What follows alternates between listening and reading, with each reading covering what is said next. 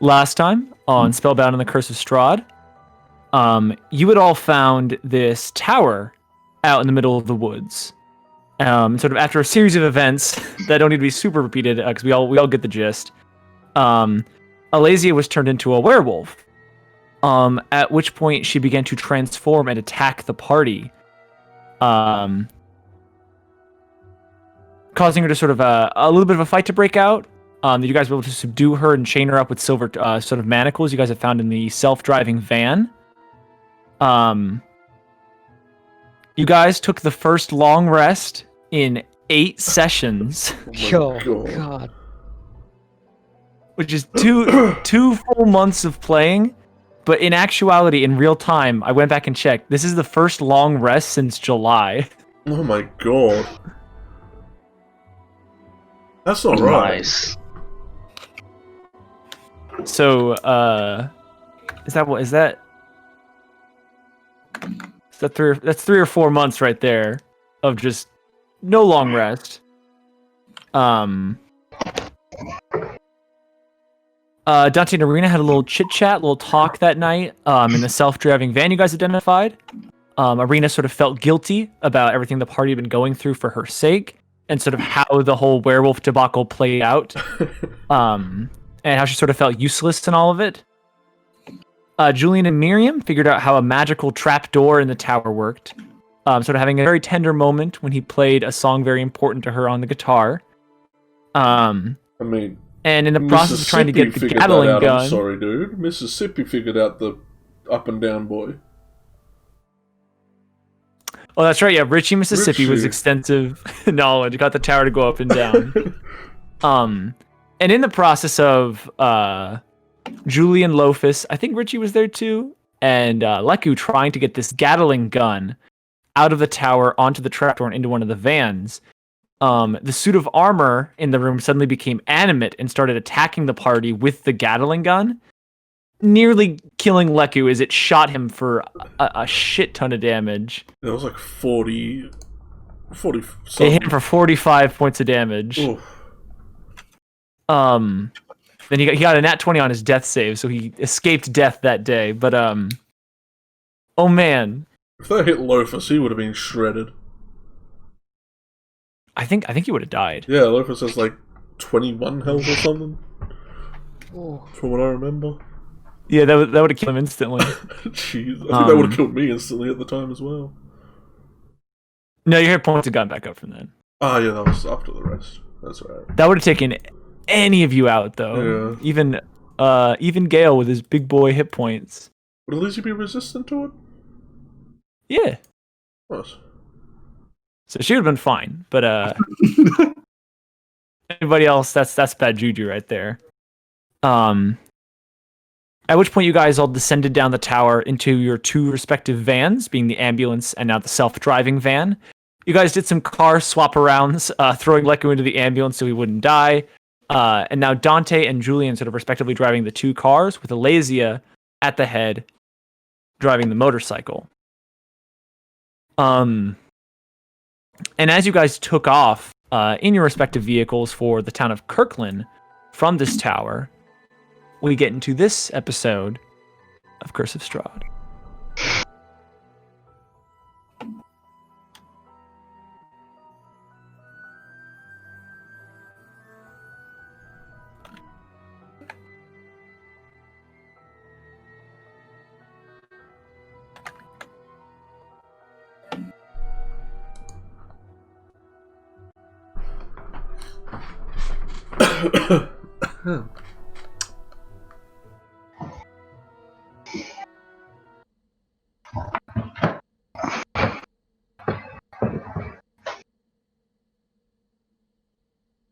I can't believe I've already used up one of my divination dice.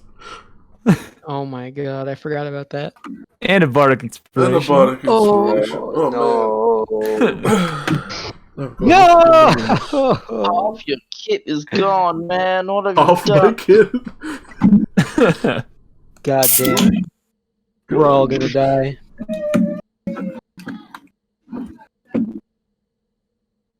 Sorry if you hear anything in the background. It's kind of my family. No, good. It's kind of the boys. God bless you. Jeez. Yeah, jeez, fucking bless you. Oh,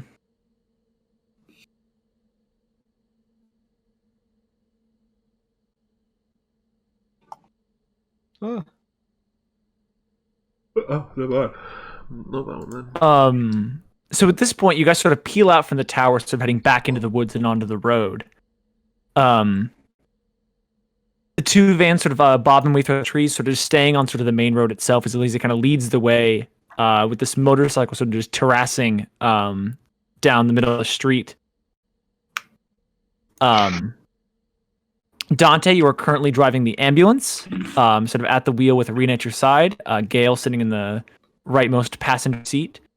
And Julian and Miriam are currently driving the self-driving van, which basically means just sitting and hanging out while the van just goes.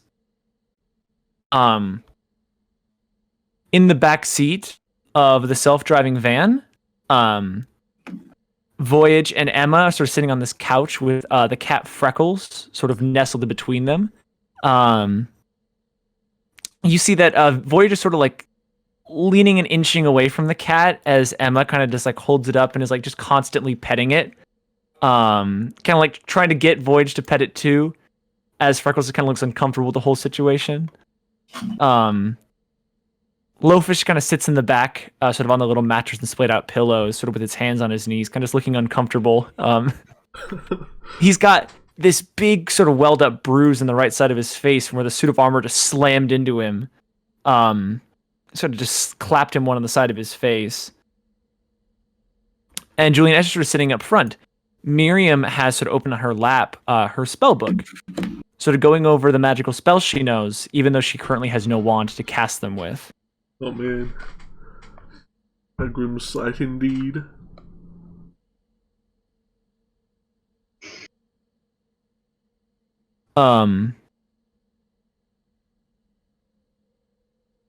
Currently in the ambulance, sort of as Dante kind of drives out, Leku is still sort of attached and hooked up to all the medical shit in the ambulance, still with sort of this blood-splattered chest. He's gotten all the bullets removed, but he's still got an entire sort of bullet hole in sort of like the upper bit of his shoulder, and then a couple grazings all across his left arm. He's not in like critical condition or anything, but he's still kind of still in the process of recovering from a very fucking serious injury, getting shot with a Gatling gun. Richie's sort of back there as well, sort of tinkering and fucking around with all of the medical supplies, going on about his first aid merit badge. God damn it. Sort of as you're in the back seat with him. Still the collapsed form of Tearful. Oh. It's just splayed out in the back of the ambulance, still just unpowered, but intact. Dante, as you sort of drive, Gale just sort of looking wistfully out the window while T-posing. Default. And as you sort of got your hands on the wheel, 2 and 10, Irina sort of just like boredly kind of drumming her fingers sort of on the dash of the ambulance. Which could really use some like exciting little hood ornaments or like a pair of fuzzy dice. And at this point, Leslie, you're still just sort of riding out ahead in front of everybody, sort of on this bright red scarlet motorcycle, sort of just revving up and sort of like just blaring ahead. Is there anything any of you would like to do or say in this time as you guys are driving out and peeling towards Kirklin?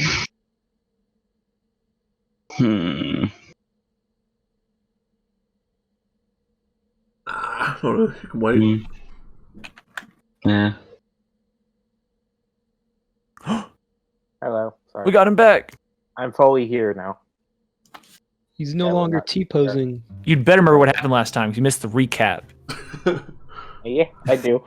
If you forget so much as a fucking... Olivia died. Oh. Elysia died? Yeah, clearly. I swerve into him. Yeah. You can't. Damn! I'd give it the location of directly on top of Elysia. Oh, you got him!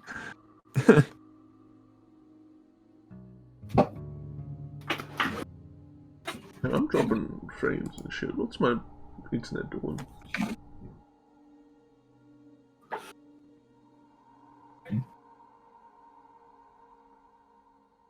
But as you drive out, I would like actually, what order do you guys drive in? I imagine Lazy's just in the front.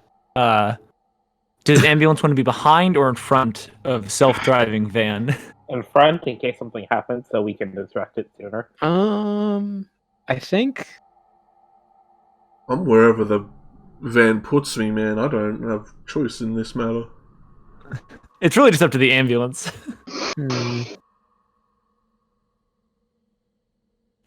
You want to keep up behind us, or stop from getting rammed by it won't us? super matter, but it will matter here in a sec. Just when I'm describing Probably, something. probably just have like the. I imagine if there's going to be a checkpoint like there is for Falaki, we'll probably want the nice looking van to go first, I see the ambulance will go in the back. and not the Mad Max blood splatter. Don't forget that cleaned Converted. up. I don't know. I feel like I'd rather be able to see what the van might run into. What? I think our But the van's got more van health anyway. We'll see. Yeah. Yeah. Also, the flower van has more health at the moment I because guess. And armor, I think? I don't know. No, the armored up ambulance has more AC than the. That, yeah, it is armored up. We just have bulletproof, like, tires and glass or something, don't we? We're military tires, they're not necessarily bulletproof. They're more bulletproof than like bike tires, Yeah. but if you shoot it with a gun, it's probably still gonna pop. Off-road tires. But as you guys drive, I would like for Elysia and Julian to make perception checks for me.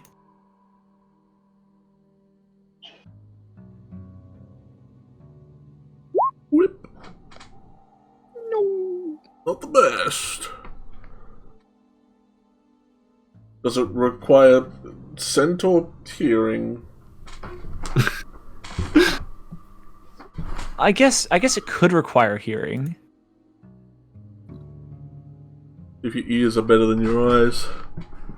I mean, I got a 16, so You can always get better. 16 is pretty good. But if you want to roll again, you can. That's it. and it's actually in character this time. Yeah, mine didn't count, wasn't as Julian. So it's sort of still like mid to early morning at this point. Although here in Barovia that doesn't amount to very much, as it is incredibly sort of like dark, overcast, and foggy, literally every day.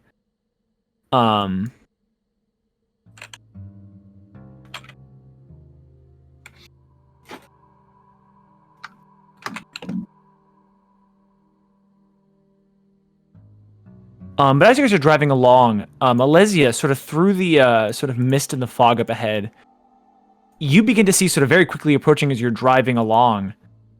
You see a figure sort of standing out on like the side of the road. He's still like on the actual road itself, but he's sort of standing off to the side, sort of waving his hand, trying to like flag down. What he sees coming up being like the headlights of the motorcycle and the van behind. Sort of sticking a hand out, and when you sort of begin to approach, you see that there is a car sort of pulled off to the side of the road that he's standing next to as he kind of tries to wave you down.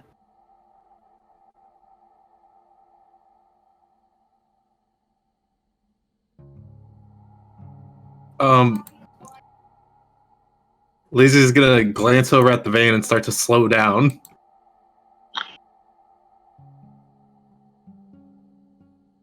Yeah, so as you kind of like glance at the van and begin to sort of like slow yourself, Julian, you in the front seat of the van, even with a 12, you do see Elysia suddenly just like slow down to the point where you drive past her, and you have no idea why she slowed down. Yeah, and she's gonna obviously get out of the way of the ambulance. I'm going to Dante and Gale can make perception checks for me.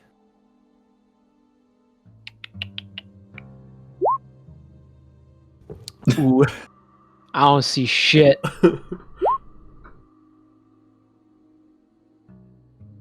That's pretty good. Gale, I see as much as Elysia does. at this point, you see Does- Lizzie sort of wait, just like does pulls Irina up to a make one? stop. Either way, she's gonna go give you a helping hand. Okay. Because you very much failed. Yeah. Um, No. Why does this game hate me? I've been on shit a lot recently. I know. Not just on Roll20, but in real life. You used up all the good rolls, man. I guess somewhere along the line I insulted RNGesus.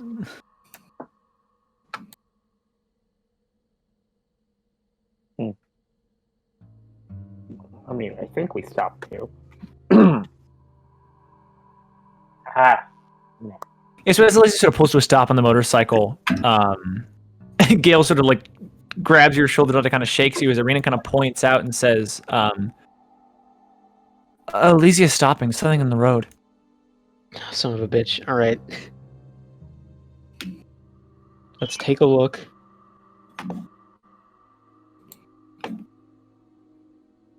At which point, Julian, you see that behind you, the ambulance and Elysia slowly come to a stop.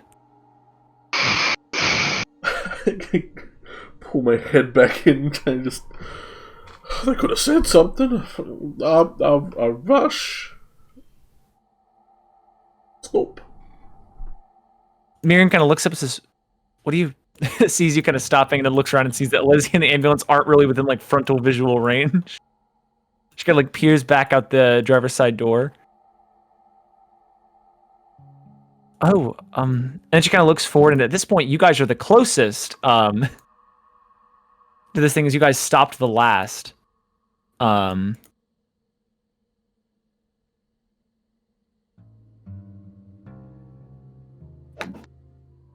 so, June, you actually get the best look at what you've stopped in front of, which is sort of this incredibly nice but very, very old-fashioned car. Oh, hell yeah.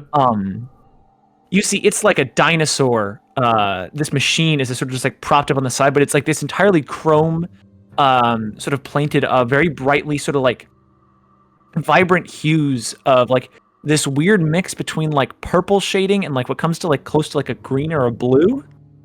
It's a weird looking car, but it's very, very nice. And you see it sort of propped up to the side of the road as a guy, this sort of very, very tall, thin, handsome man, with like this long, flowing kind of blonde hair and this like striped black and white suit with a little bit of like a blue ascot kind of like sticking up out of the collar, sort of strides his way over to the flowered van you're currently sitting in. Who I think it is it?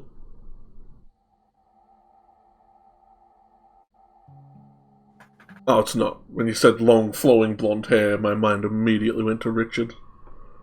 If only. If only. Alright.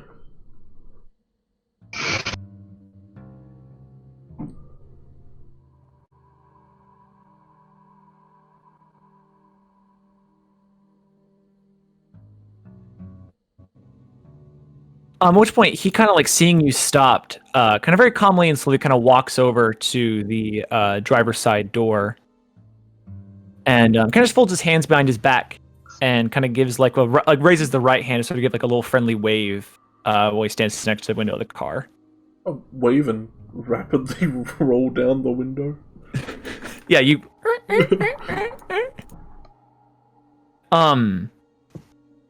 As you do, he sort of looks at you, kind of gives like a kind smile, these little pearly whites, and he says, "Hello, my name is Edmund. I'm so sorry to stop you here on the road. I can see you are all in quite the hurry," he says, kind of looking over at the three vehicles kind of in tandem, making their way down the street. And he says, "My name is Edmund. Me and my family here have come a long way from Valaki, and we have currently run out of gas. So we're a little stuck out here in the woods, as it were. I I'm sorry to already have stopped you, but I was wondering if maybe you could sort of give us a hand. Well, I'm not sure if we have extra gas, but I will go ask my buddies. All right, as you were. Yep, as you will. He kind of steps back from you. I look back at Miriam. I kind of lean in a bit. I'm like, if anything gets funky, just take the van and zip out of here. Yeah. Well, I'm not going to leave without you, though. Well, I'll jump in one of the other cars or something. She kind of gives you a worried look, but she nods. Take my lantern.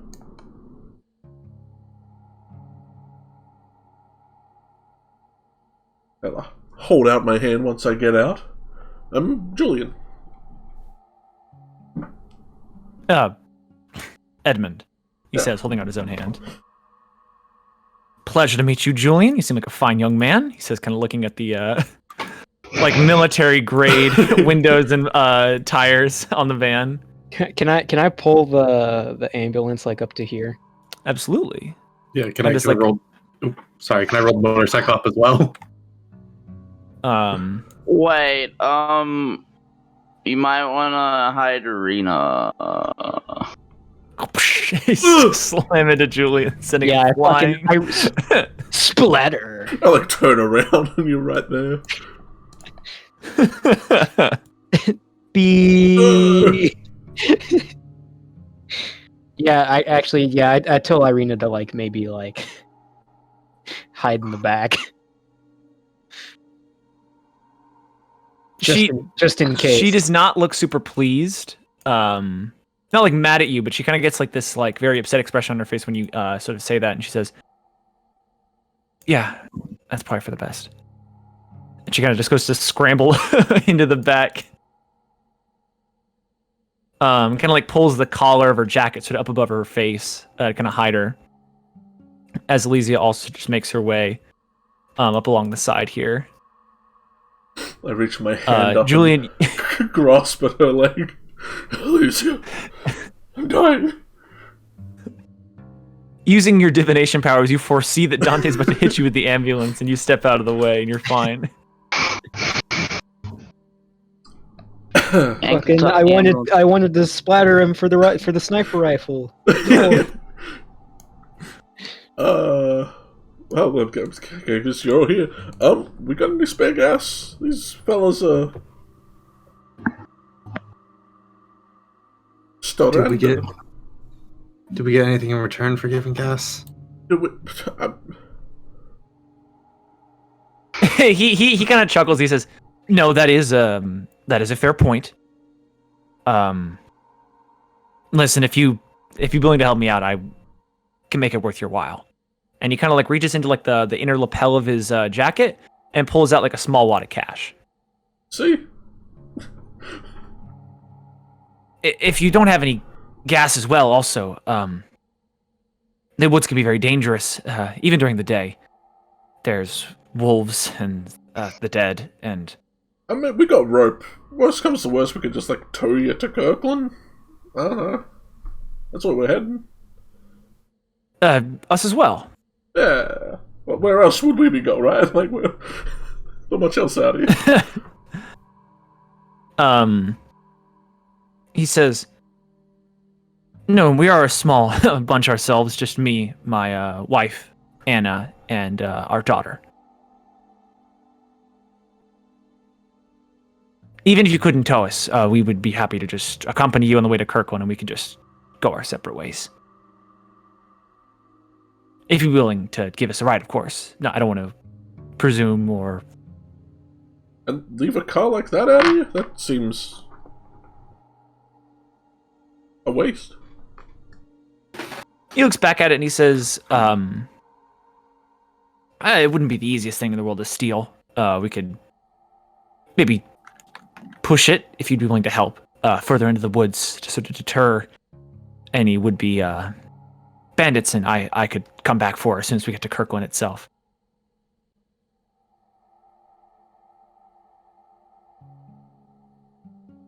Well, what do we feel, fellas? Just one moment, and you see he at this point kind of strides back over to the car and begins talking to the two people who are sitting inside. How much gas does the motorcycle have left? I know it's got 2 tanks. Looking at it at this point, the first tank is probably in like the last fourth. From what Bruno was already using to drive, the chase that then ensued, and having to drive back and forth between the submarine bridge and then driving now. The first tank is looking on the ropes, but the second tank is entirely full. Okay. Julian, let's just give him... I could try and magically make gas. You're not sure that will work. Conjure petroleum? Let's just give him the gas in the motorcycle. I need to work on things anyways. I mean, This is why someone should have taken the alchemy jar. Is there enough in Yeah. We that always tank need for a alcohol. car? For mayonnaise and gas. It'd be enough to get him Don't to think it Kirklin, makes- probably. Alright, well, here, go. Hand over. At least he's already got a jerry can from earlier. From like when we went to the diner. I forgot Yeah, what to you do have one. Did we fill that up before we left, or did we just...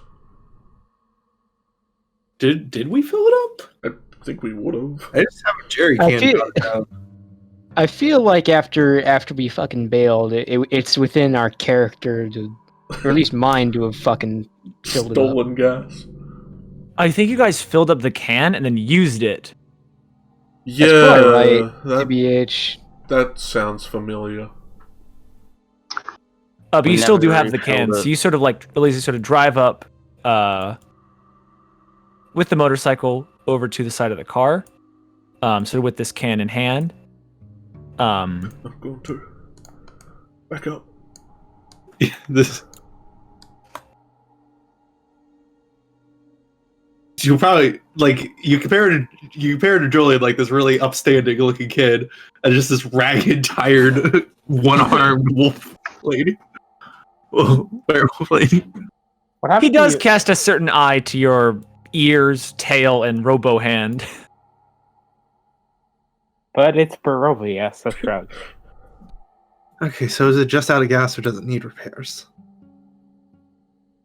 Afraid I'm not much of a automobile connoisseur, which I suppose is ironic. Or is it ironic? I don't know. I just kind of throw that word around. He says with like a smile, and he says, "To my knowledge, it's just out of gas. I was hoping to sort of push a last leg out to Kirklin, but she's out." He kind of gives like a tap of like just a firm hand on the sort of side of the car. This also, of course, is my lovely wife, Anna.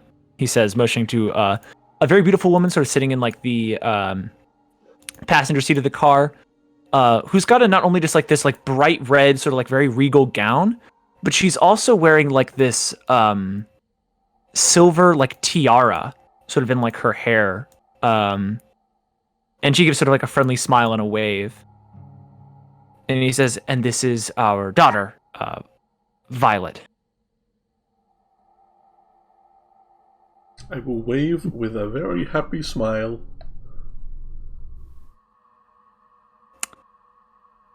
Julian, go make an insight check for me. Oh no. It's not their daughter. Well, they look about the same age, so, you know. One's like an elf, and... I'm not insight trained. Don't need it, that's why. I don't even need it. You see something about the way he says "my lovely wife." When he says it, you see that this woman sort of shoots him like an instantaneous, very, very cross look, before turning back to you with sort of a friendly smile. And you see the woman in the back, who, although she looks to be sort of like early 20s, When you sort of lock eyes with her, you see her cheeks kind of go red, and she kind of gives you like a shy smile from the back seat.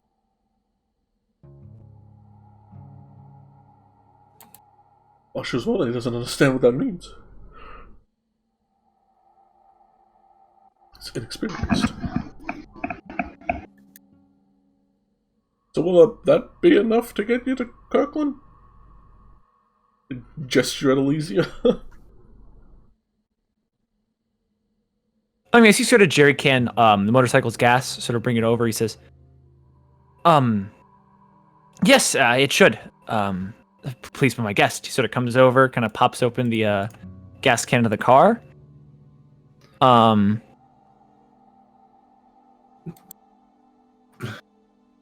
Elise, you kind of come over, stick in the little pump. Kind of takes a second to sort of like just squish it as you sort of pump it back and forth, kind of getting all the gas to go inside. At which point you see this guy kind of gives like a wary look at the ambulance. And he says, so, you've had an eventful trip to Kirklin, I assume? Yeah, werewolves, mainly. Oh, Solely, actually, that's the only thing. Well, and some zombie things, but... yes, the dead are very frightening, to say the least. And the living, as well, can also be sometimes far worse.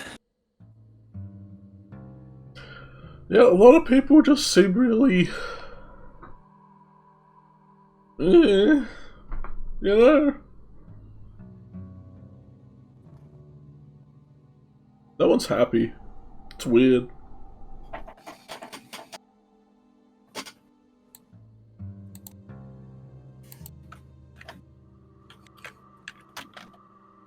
And at that point, sort of like an awkward silence goes by. About like a few minutes, and he kind of gives like a Well, kind of like glances over to see Alesia still like furiously pumping the gas in. you guys are from Valaki, we didn't see you there. We rolled on through. Yes, we are. I actually, I'm a man of. I feel silly being indebted to you like this, but bragging about my station. But I am in Valaki, a rather well-to-do business owner. Me and my family, we or at least I rather am a investor, as it would be, sort of a in a warehouse in Valaki that sort of invests and purchases oil and gasoline from the Vistani, who come in and out of Barovia. To sort of stockpile and sell to sort of keep automobiles moving and flowing throughout the country, making, So, now that's again, ironic. the current circumstances, yes, very ironic, yes, as it were. No, we are on our way to Kirklin for a meeting with the mayor on behalf of the mayor of Valaki itself. So a rather important mission on our front, as it kind of like looks back at Elysia, kind of still seeing how much gas is left to be put in. And you see Julian, this woman Anna, sort of in the seat, sort of leans out towards you, kind of noticing the like scrape across your cheek where there's still like the gauze kind of plastered up, and the hit points you're missing. I can smell it. And she says, My dear boy, are you all right? Hmm? Oh no, I She lost got that motion to ages your cheek. ago. Oh, that? Oh, never mind. Yeah, that. Whew. Oh, you meant the arm. At which point, as you sort of stride out, she then sort of taken aback, and she says, "My God, what happened? I'm magic. Forgive me." She sort of holds that and she says, "That's very rude of me." I know, it'd be rude if that was a terrible story, but it's actually pretty awesome. She raises her eyebrows, sort of interest piqued. Well, I kind of brought back someone from death. No big deal. Is this really the place to say that?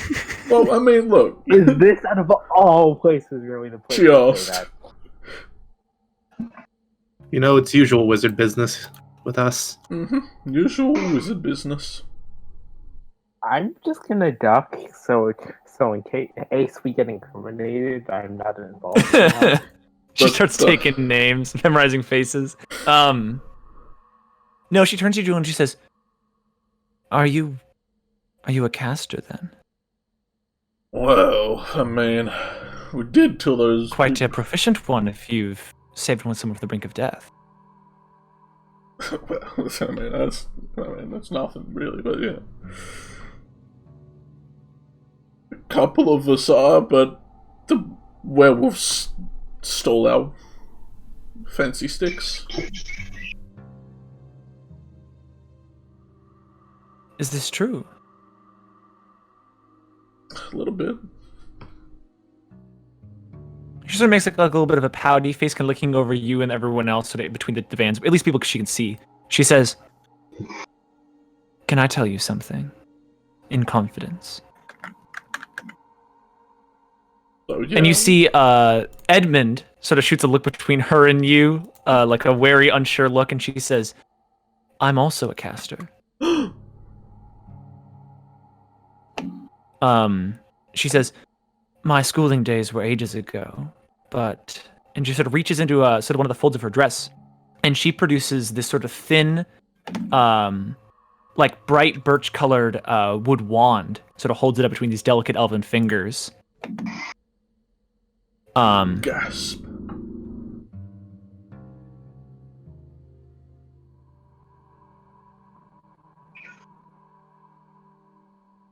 She says,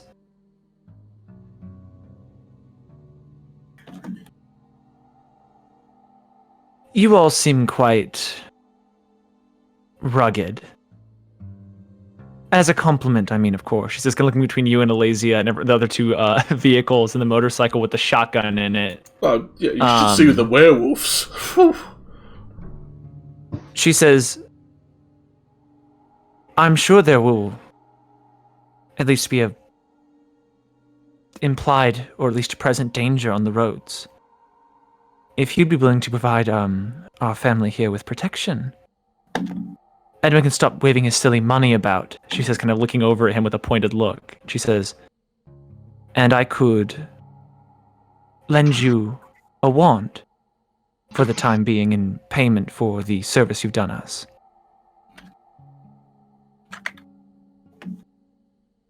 Would you like that? I mean, we do need them, but I don't want to take another wizard's wand. Please, I insist. This is not, my preferred wand. I didn't expect to do much casting, so this is simply just a, substitute, I suppose is the word. Spare? Huh. I'd be honored if a healer such as you did their great work with such a wand. She kind of holds out the stick to you. I look at Elysia, wondering what their immediate reaction is to this situation. Elysia is still like immediately concerned as she's sort of just like still pumping this gas balls. It does take quite a bit, but Elysia, you are free to just do whatever you do or react. However, to Julian sort of look to you. No, we could just make our own, right? Give me enough time and I can do it. It's true.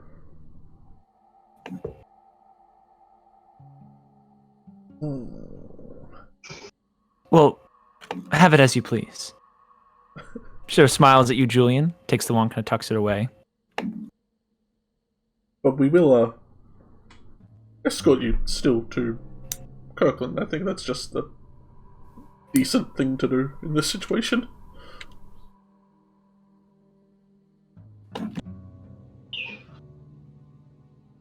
We are thankful for that. Yes, very thankful. Edmund sort of strides forward, and he says, I also will warn you, Kirklin is a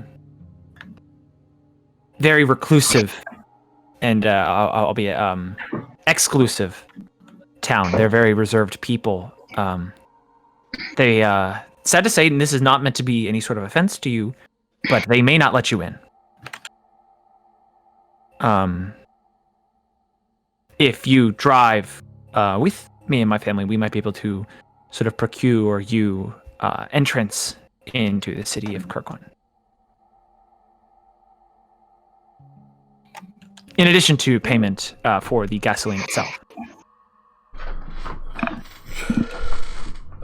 Sounds good to me. At which point you see Anna in the car sort of turns and says, "They're already going with us, Edmund. Quiet."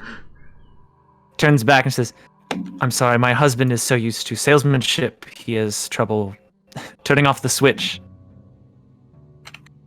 The only thing we're selling out here is kindness. They pat Alicia on the head, knowing it will annoy them severely. Yeah, the tail kind of twitches as you sort of just start patting Alicia on the head. It twitches and then like wags a small bit. Yeah, just a little. The entire time the dog in the back sort of just been entirely quiet, sort of like not meeting eyes with you, Julian. Still with like a little throw of red across the cheek, so she just kind of sits in the back, just kind of like looking off and around.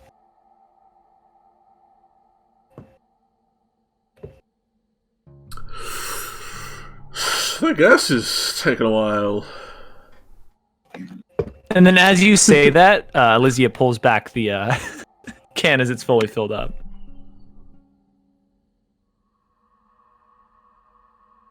Lysia sort of steps back. And you see Edmund sort of strides around the side, sort of hops in the car, flashes a little pair of keys, kind of turns the ignition, and the car kind of roars to life.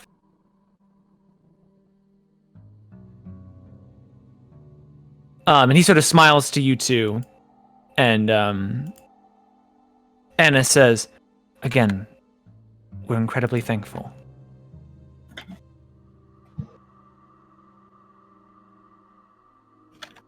It's nothing really.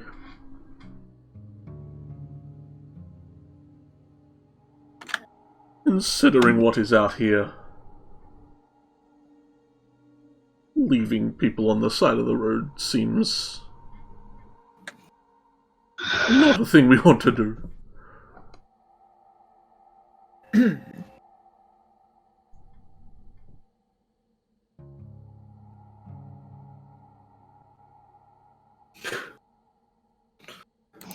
Yeah, especially when they're wealthy. Lysia gives like a very crude smile. She still feels very tired. They don't really seem they know how to react to that comment. But as Elise sort of just walks back, strides on the motorcycle, and sort of revs to, the motorcycle's fucking out of juice. Well, she's gonna start pushing it towards the ambulance. Yeah. In the back. Dante sort of pulling forth, the ambulance. Like it was sort of throw it in neutral and kind of wheel the motorcycle up, throwing him open the back doors and begin sort of like just huffing and pushing. Lisa, you can make a strength check for me. Uh-oh.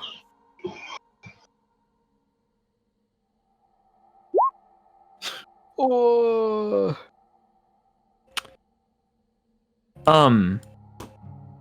Alasia. Can I go up and try to help seeing them? As you sort of grip the front tire and just sort of wedging your metallic hand in there for sort of like the best grip on the tire, trying to like lift it up and kind of hoist it in, you're really struggling. As you you do manage to sort of prop the tire up as you're sort of like wildly trying to like wing it around. You feel as suddenly you're about to drop literally the entire thing. I'll go quickly help them. Seeing them wobble and I would run up to try to assist. And then all of a sudden, Alicia, as you're about to drop it, you're sort of like hoisting it up. All of a sudden, you feel this surge of strength. And Junior, as she's about to drop it, you kind of come up to go help her. With one arm. And you see, as she's sort of holding it, you see she sort of digs her feet and sort of steadies it, and then with this one big thrust, sort of moves it as Richie sort of gets slammed by it and knocked into the bed where like he was sleeping. Jesus. Alazia. Yep. Your strength score is now 15. Oh. Dude, you could wear the full plate. Well, I could have when I got to level 3 as an artificer anyways. God, that's a whole 2. But you see, she sort of bares her fangs as she sort of grips the thing and then just shoves it slam into Richie in the back of the ambulance. Jesus. And you see sort of like this like feral look in her eyes as she does it, sort of just like pushing it back into the ambulance. And she kind of sits there like panting for a second, sort of still like grabbing the front of it with these hands, before sort of stepping back.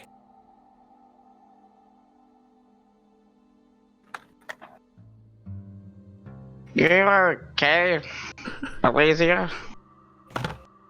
Yeah, I'm fine. Just she's gonna glance over your shoulder at the people in the car.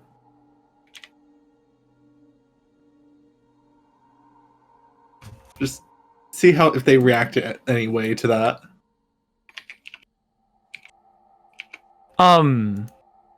You see that Anna sort of turns to her husband with sort of this like ooh like expression on her face, like a very, very impressed look. Over to Edmund, who's sort of just like nervously looking at you as he kind of just like tugs at his collar and just turns towards the wheel. Is there room in the self-driving van? There's like tons. Just don't scare my sister.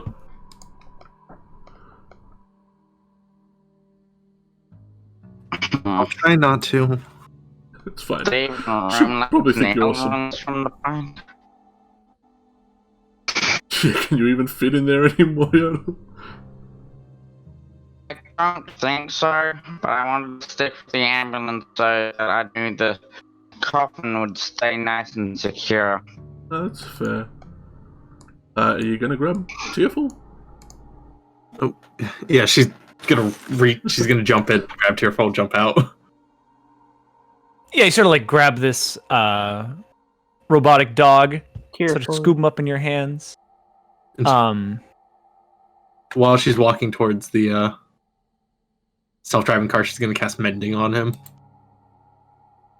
I'll try fit back in the ambulance. Just slide in like a Dorito. I think without Tearful in there, there's just enough to have the motorcycle in there without being on the bed. With Leica being on the bed and then Richie's still in there, and then 3 up front. There should be enough room.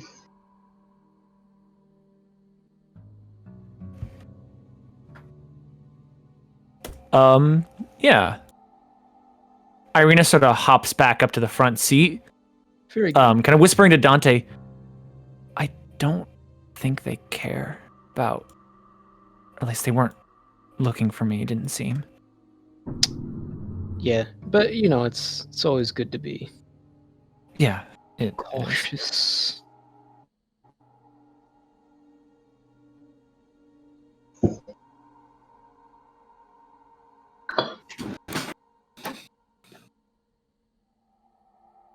At which point,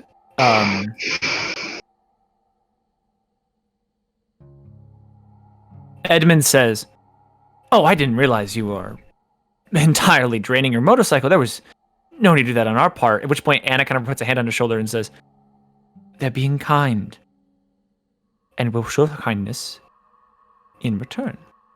She kind of looks back, gives you a smile, and says, "Whenever you two are ready, we can all head out together." Ooh, I think you guys should lead the way. I suppose we can follow, make sure you don't break down again, I guess. Do y'all have any defense up here?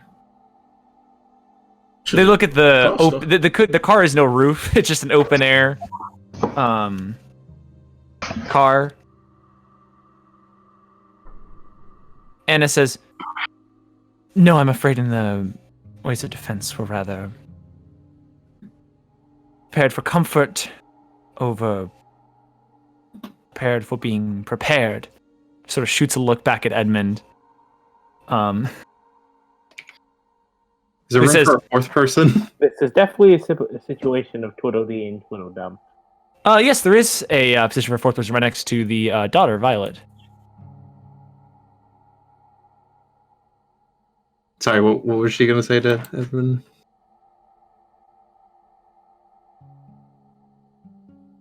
No, there's room in the back seat in between, next to Violet. That wasn't her talking. That was just me.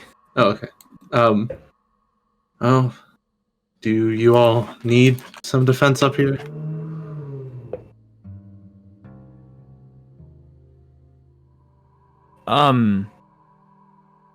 It doesn't kind of share a look. Edmund kind of looks back and says, "Is it all right if we have a little tag along?" Kind of looks between you and Violet. To Violet, he asks this, and the woman sort of like looks between her father, Julian, and Elysia. She says, "That's fine. I don't care." She sort of scoots over, kind of looking to Elysia.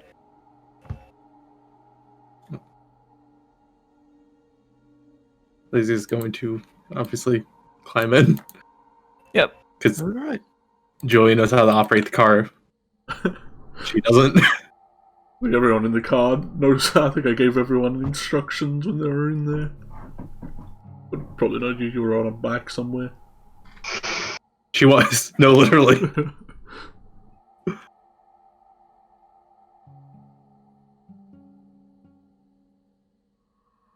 But before you go,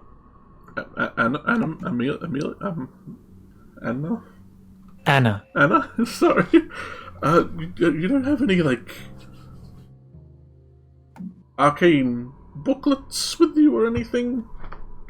I have a friend who's like a huge bookworm. No, I'm afraid I don't. I wasn't prepared for a long enough trip to involve reading, as it were. I'm sorry. No, that's fine. Just had to ask. Oh, and Julian, before you go, Elisa's gonna pull out her wand and hold it to him by the end. Oh, Like you kind of hand a knife to someone. I think the only notable thing about it was that it has like a little carved wolf head hanging from the end of it on a rope. are you sure? I don't use it. Take it very carefully. Just give it to your girlfriend or something. Hey, give it to you. Shut your mouth. God. Thank you. Julian, you see at the mention of you having a girlfriend, you see Violet in the backseat. She has a visible reaction come across her face, but you're not really sure how to read it. Just, you guys drive safe. Nice to meet you guys. I'm gonna go. Drive.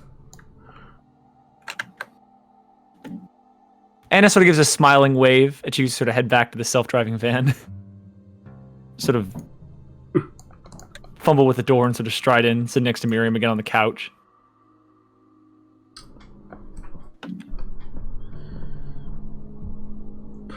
Well, we made some friends.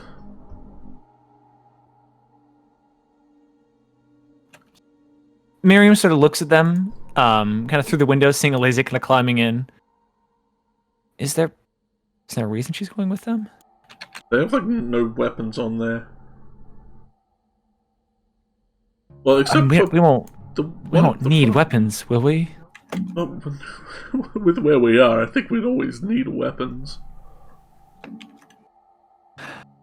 So I how have they suppose that's got right. this far out here and haven't been attacked by werewolves or 1,000 flying demons? I have no idea. Well, the werewolves weren't super antagonizable unless there were children. Thanks, Gail!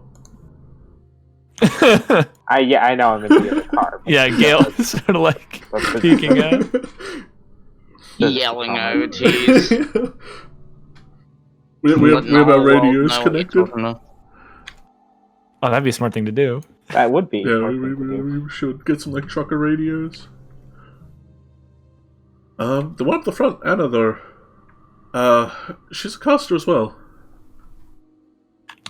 Oh, really? Yeah, she like offered her wand as payment, but Alesia said she can make her own. Really? Wands. Well, yeah, right. Apparently, she has other ways of casting magic. Like, I guess she might not be a wizard like the rest of you and Leku, I guess. Kind of looks over. I mean, Julian, wands are really valuable, and I mean they're a personal thing. Yeah, I know. Edmund offered money though, the blonde guy. I mean, she kind of looks at the very rich-looking, sort of sporty car.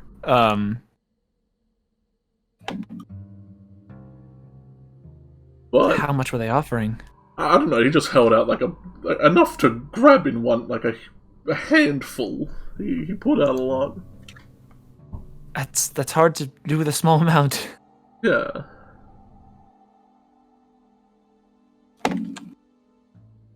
But Alesia wanted you to have this. I kind of hold out Alesia's wand. Oh, she very gingerly sort of like picks it up, sort of holds it in front of her face. I mean, using someone else's wand isn't ideal, but it should do. Work until she makes them for us. I also have these for you. I hold out the remove curse and major image spell scrolls. Oh, where'd you find these? She kind of takes them, kind of very hastily grabs them from you. I mean, they're in the car. No, these are really useful. Thank you, Julian. And I'll hold out the perfume. And that. She kind of looks at it. Oh.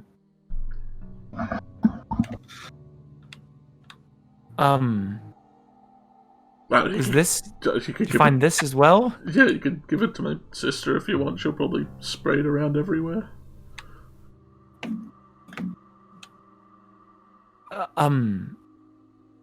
She looks like unsure of which of the two things to do with it, to give it to her sister or to take it. If you like it, just. She kind of like points it out, kind of gives it like a little spritz, kind of like. I mean,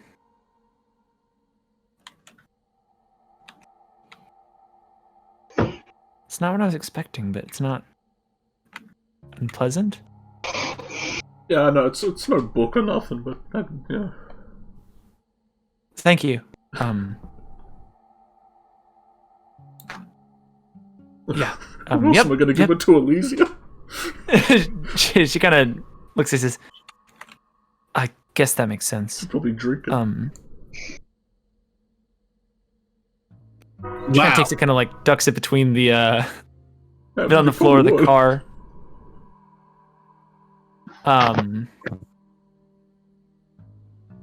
At which point, Edmund sort of stirs up the engine of the car, kind of pulls out in front of the ambulance in the van. I pull out the Febreze. I'm like, you can always have this if you want. She looks in and says, I mean, this may not be my preferred scent. She kind of pulls out the perfume again. She says, but I think I'll take it over that. Thank you.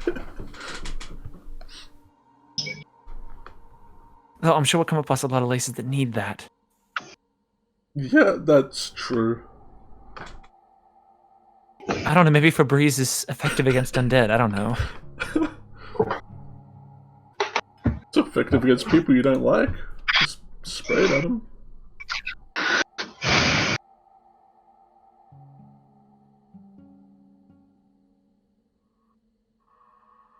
I wait till the van starts moving before I start up the car.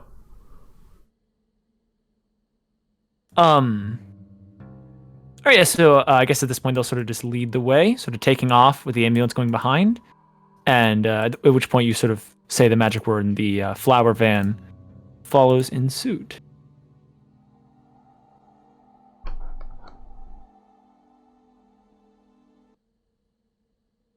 Febreze does 1 radiant damage. 1 poison acid damage. Yeah.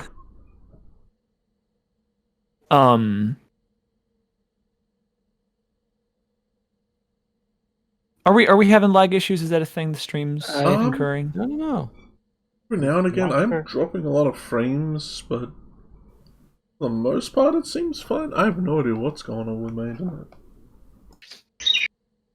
Bird. Give me 1 second. I'll be right back. Yeah. But out of all these extra programs I have, just got nothing snatching up any of my.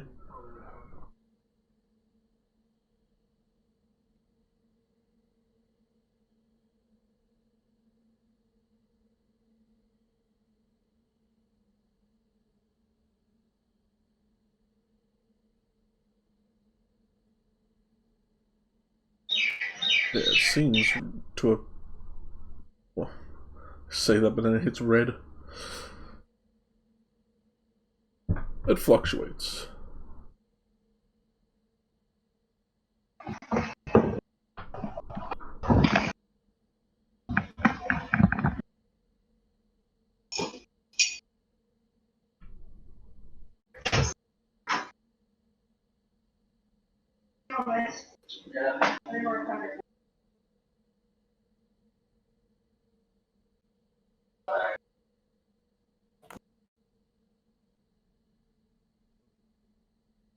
Weird. I haven't changed any settings.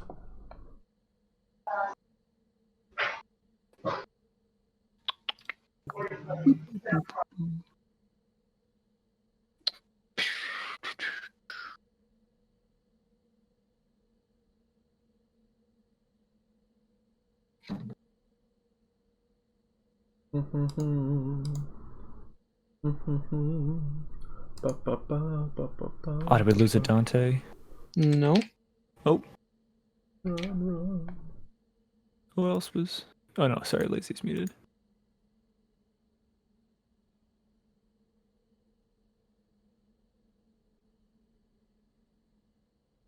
That seems to keep fluxing.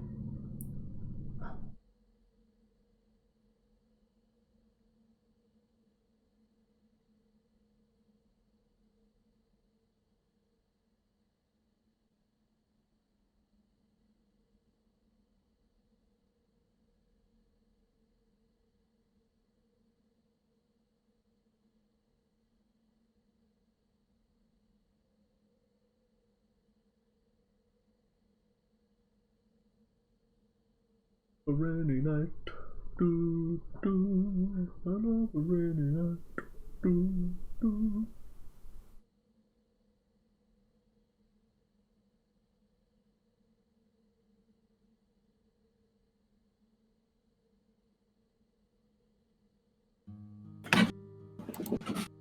So these 3 vehicles now sort of begin to all sort of drive out together. And being in sort of their car leaves you. A few seconds kind of go by where no one really says anything. And then after a few minutes, the woman next to you, Violet, sort of clears her throat. And she says, so, are all of you missing an arm? No, uh, just us two, and I'm the only one missing a leg. Oh, she says, kind of looking down. I hadn't even noticed. Alicia smiles at that.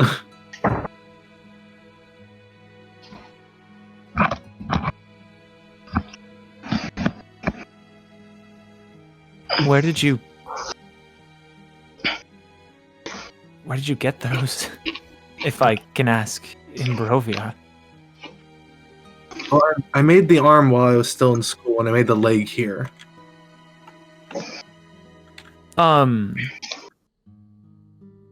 She says, you made them yourself? Yeah. My dad made this, so it's kind of in the lineage, and she kind of holds up Tearful as he's kind of beginning to walk. Oh, Tearful's with you. Okay. Yeah. She scoots like a lot closer, sort of very so gonna scooting up close to get a better look at Tearful. She kind of like brings her hand up to him. He's not fully repaired. Basically, with you repairing him, you need basically a short rest to be up and running again. It's just sort of like tinkering with him.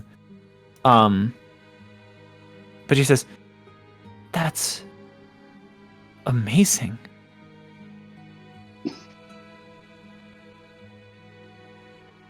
Yeah.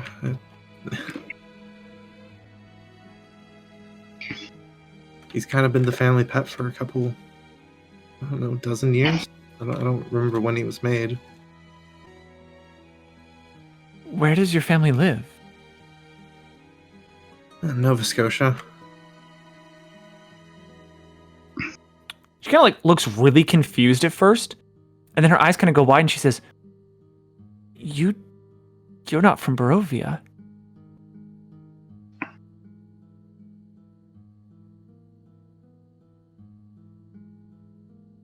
At which point, Anna in the front seat sort of turns back, and she says, "Are you an outsider?"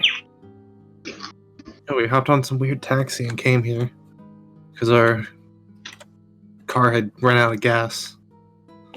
The Vistani, Anna says with sort of like a annoyed tone in her voice.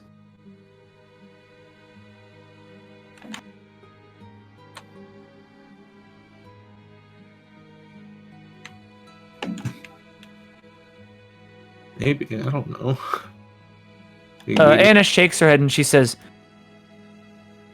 "The Vistani leave Barovia in taxi cabs and hippie vans, rounding up any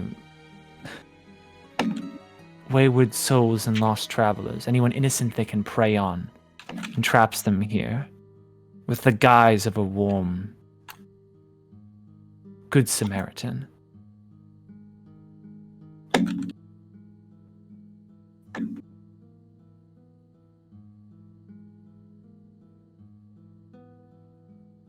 They owe me a leg then, and Lazy lets out a very weird chuckle. Knowing full well that she self-inflicted the leg part.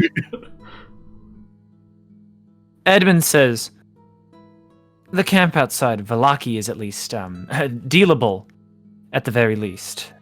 But they're a people not best trusted. They owe their allegiance to you-know-who." Oh yeah, the person we're gonna try and kill one day. Oh. Lazy's not thinking. And as you say that, like, there's a very big bit of silence that sort of goes by. And, Anna sort of turns around with, like, a wide red lipstick smile, and she says, "Really? And how do you intend to do that? You're not the first outsiders who've tried."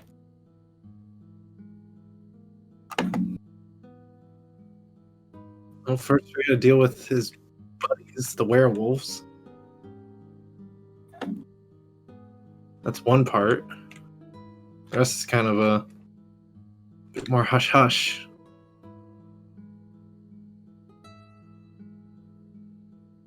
Edmund sort of clears his throat and says, "It's strange to hear children, even in a place like Barovia, speak so candidly about such violence. Let's talk no more of the subject." At which point, Violet sort of scoots a little bit closer next to you, and she says, "How would you kill the werewolves?" Well,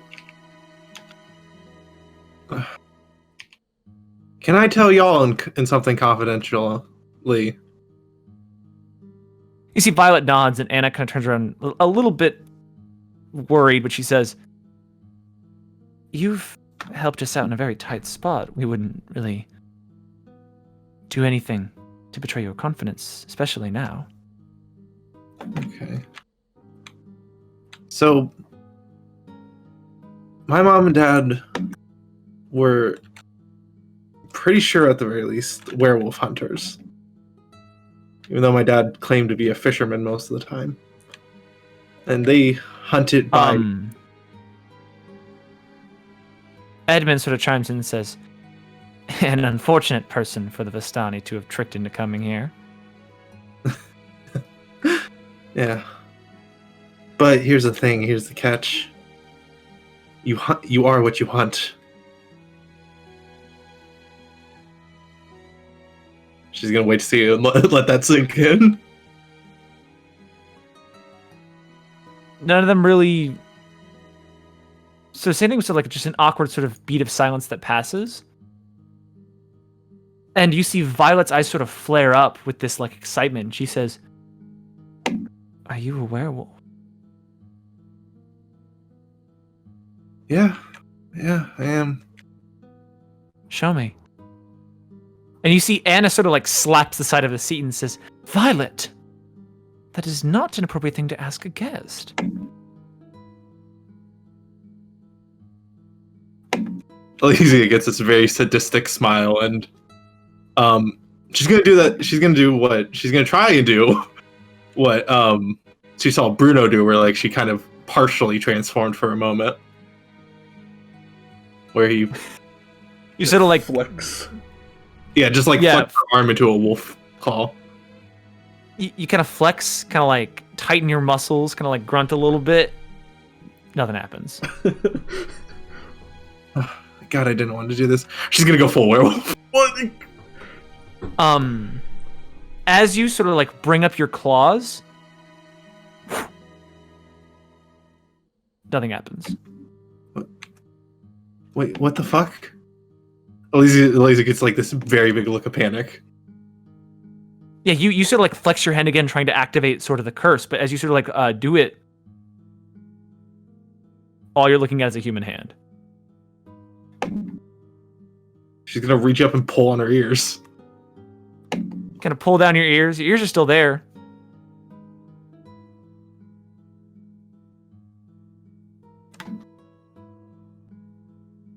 You see, as you pull down the ears, Violet says, "I was hoping for something a little bit more intimidating," she says, and also kind of like flicks the ear a little bit. No, I can't do it right now for some reason. I was just recently turned into a full one. You see, Anna gives you like the smile like your mom gives you when you tell her like you're a werewolf. like oh, of course you are. I mean, to be fair, they're at least a furry. Smiles and kind of turns back to the front, and Edmund says, "It's quite all right. I think we can do without all that for right now."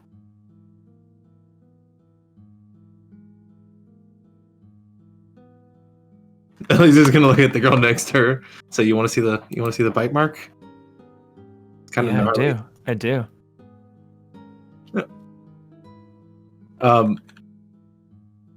Elysia's gonna God, I can't remember what clothes she's wearing because she's gone through like 5 outfits. At this point, you're wearing Yertle's outfit, the jersey with the big parachute pants.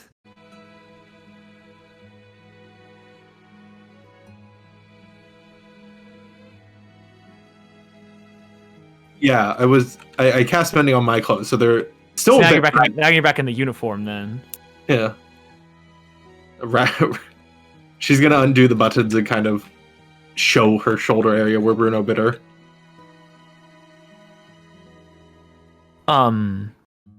Yeah. So as you're sort of flashing the werewolf bite, she seems incredibly interested, sort of like fawning over it, sort of like with these wide eyes.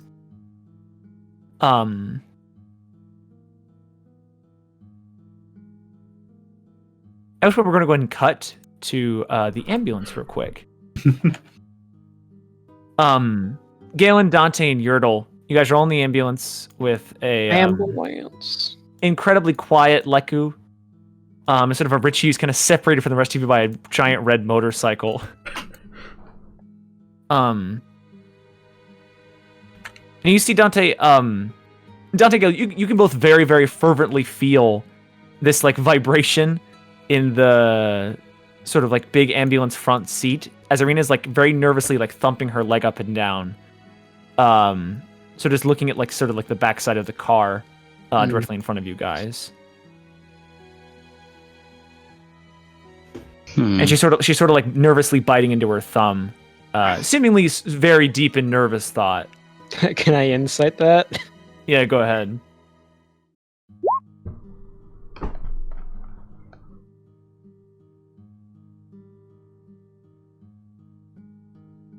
Oh, boy.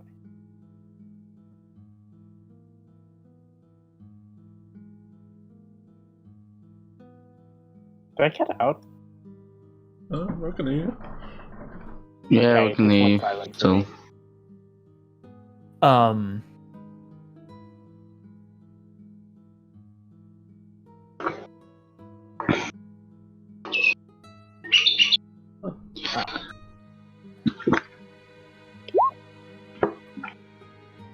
Dante, you think she's having sort of flashbacks to the last time you guys found a very friendly man on the side of the road, albeit Bruno, and sort of the whole debacle that led to.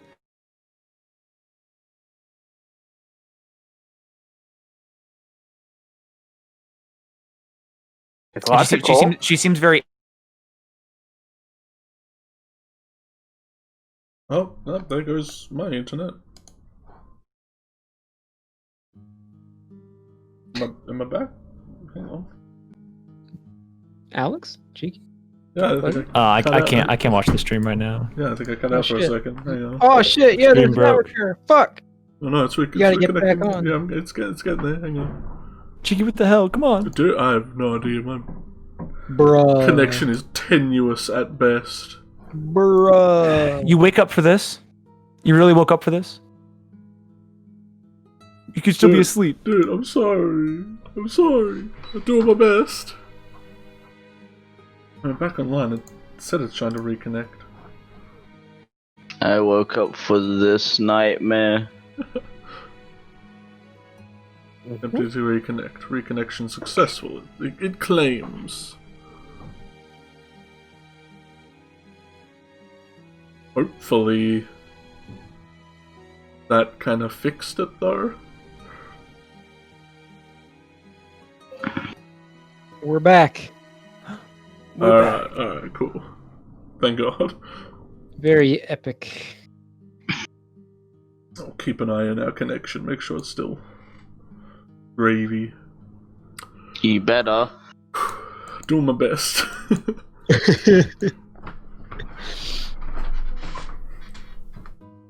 Like I was just tell Bruno in our car. Just have who in our car? We got Bruno, man.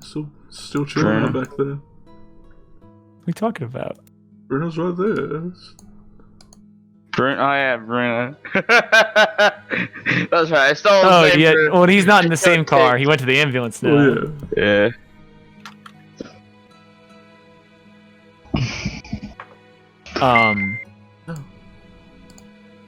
Yeah, Dante and Gale, you both pick up that Arena seems very, very nervous about your new traveling companions.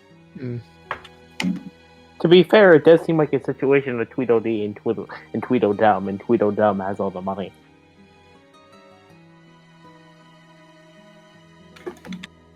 I'll kind of just like, so what's on your mind? Seem nervous. She kind of like slowly turns to you, like she's not sure if you're talking to you or to her or Gale. And she says, "Me? No, I'm nervous. Shit, just." Honesty. She kind of looks down at them again. She says, "I don't know. Something seems off." But you mean the fact that a total moron somehow managed to get this far in Barovia, and that the other one is a spellcaster?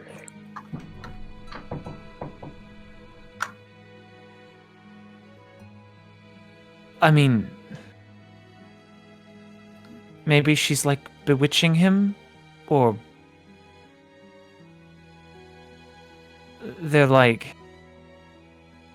part of the werewolves? I don't know.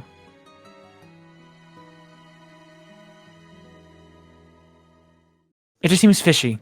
She says, kind of turn to you. She says, "But that could just be me. I don't know. It just..." She kind of faces forward again. Well, I like to keep a healthy suspicion of most strangers. You don't worry about them. I'll keep an eye on them. Go make a persuasion check, Dante. Persuasion. All right, I'm supposed to be good at this. Okay, there we go. There's still a very present nervousness, but she gives you like a comforted smile. Sort of closed mouth. She kind of like looks at you. Yeah. I guess if they do pull anything, we outnumber them by a lot. I'll say. You're right. I also have a gun. I mean, but they might have a gun. I didn't see any straps. I mean, you didn't get that good a look. I mean, you stay in the ambulance the whole time. You can smell them. I can smell straps. I can smell when people are strapped. They might have a Tommy gun in the trunk. You don't know. Oh, if they have a Tommy gun in the trunk, I want it. If you ram them hard enough, it'll open. Maybe let's hope that they do then. Arena kind of says with a smile. And you see Richie kind of clambers like on top of the motorcycle and on top of Leku and says, keeping a Tommy gun loaded in the trunk of a car is very much against all proper gun safety protocol. I close like the little like door in the between glass slit. Yeah, I close it. But that still leaves you're still trapped back there with him.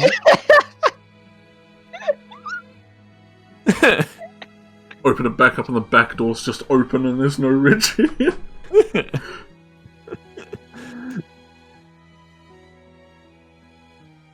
Back down the road we came.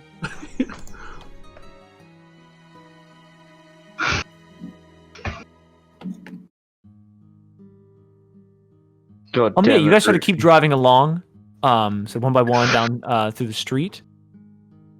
And as you guys do, you guys begin to see fast approaching through sort of the trees and the mist beyond a shape that could only be the city, or I guess the town of Kirklin. Finally. Yeah.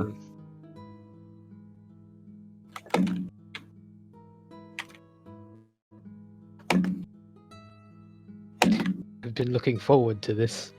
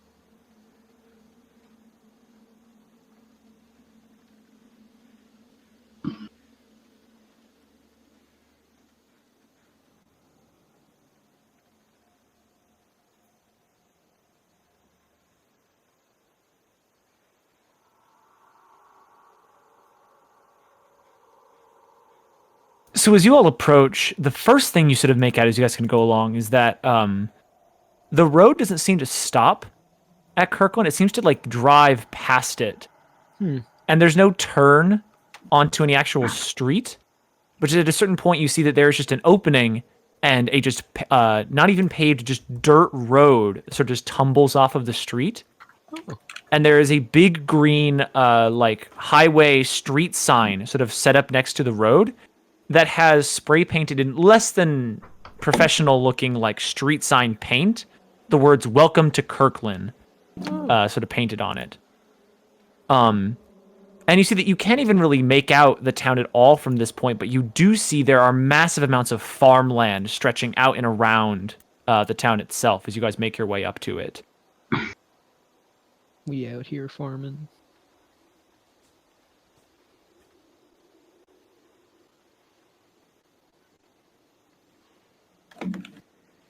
Oh, here it comes. What's Kirklin? All this time I'm saying Kirkland. Land of the Kirks. land of No. Captain Kirk. Yeah. It's the Lynn of Captain Kirk. You've heard other people as well who have pronounced it the same way. But is apparently Kirklin, the Lynn of the Kirks. No, we've been deceived, brothers.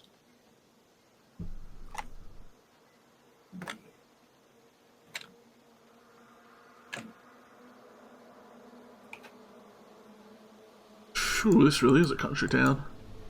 Yeah, I'll fucking say. Better get my big boots on. They're growing tobacco. Yeah, right? Or very tiny palm trees. I like to think tiny palm trees. Or maybe Which both. means even tinier coconuts. Barovia's only food source. Tiny coconuts. Tiny Is coconuts. this where the car stops? This is where their car stops. They sort of pull up along, sort of like eyeing the dirt road.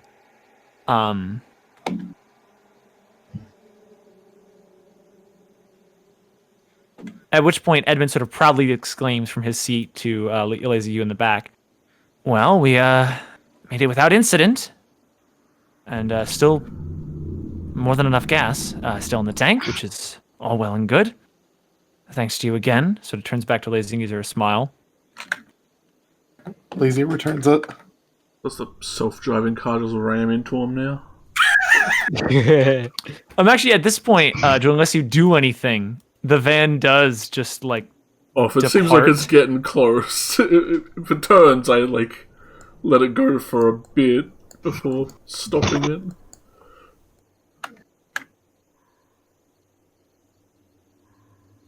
you get to about there before you also kind of put it to I'm a like, stop. I don't know. Hang on. They've stopped.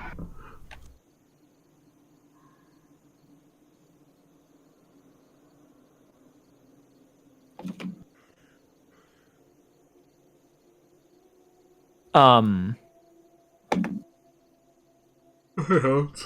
How you doing? Hans Kim.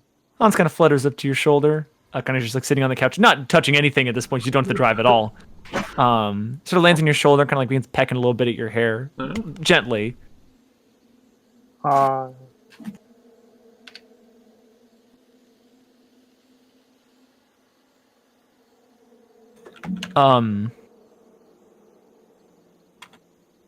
which point, Edmund, sort of again, still kind of nervously eyeing the dirt road in the car, says, "All right, well, on we go then, I suppose. Lovely place so far, Kirkland." Yeah, reminds me of home. Backs up the car. Tell the car to reverse. Do you reverse? There's only forward.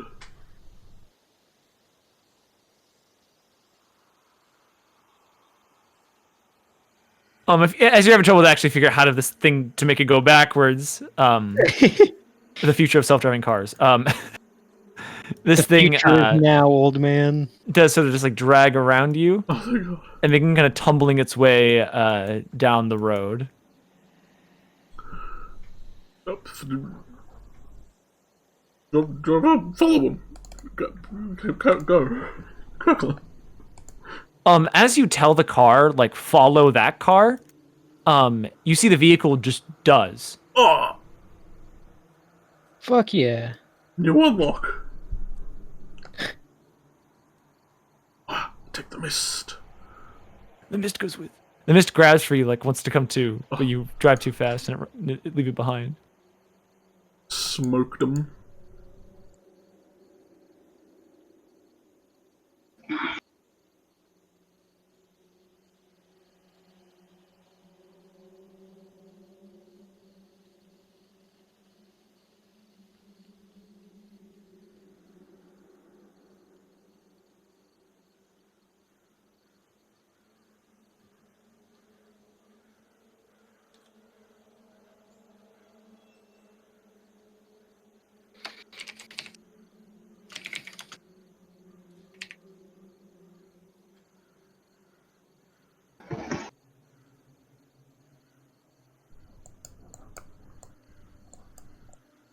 Oh man.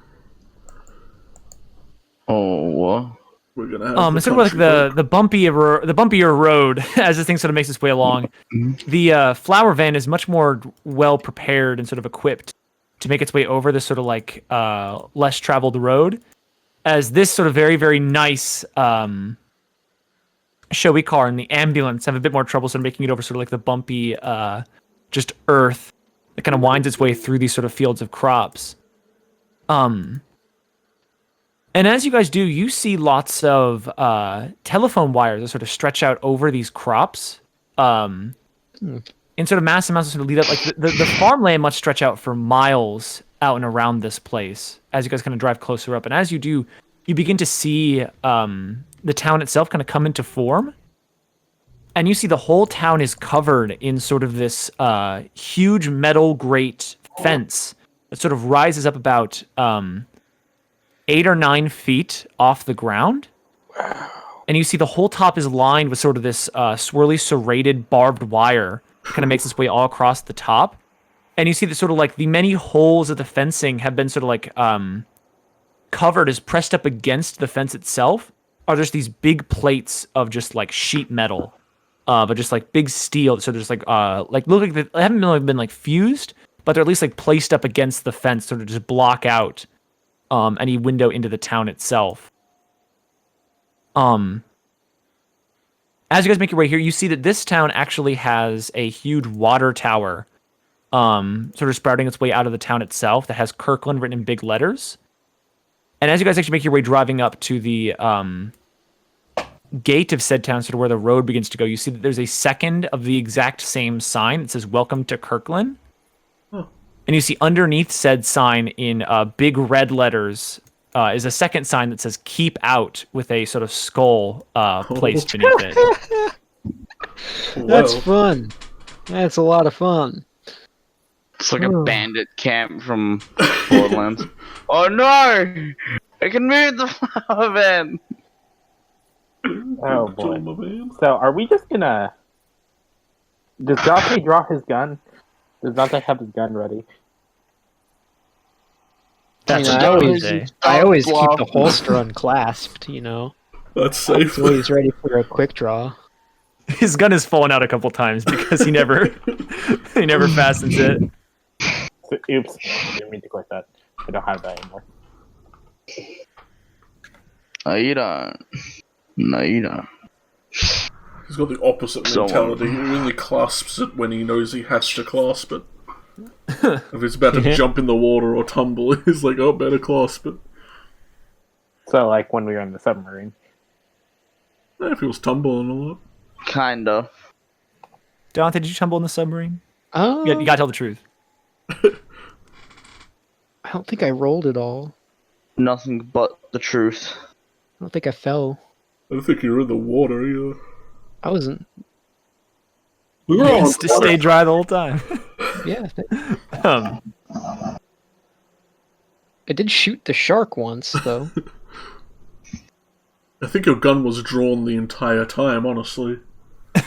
Yeah, that's probably fair. Except for like the 1 hour that we took a short rest. Yeah. It could have still been drawn during that. I feel like it would especially maybe, have been drawn during that. Put it down somewhere. Maybe in the holster? I don't know.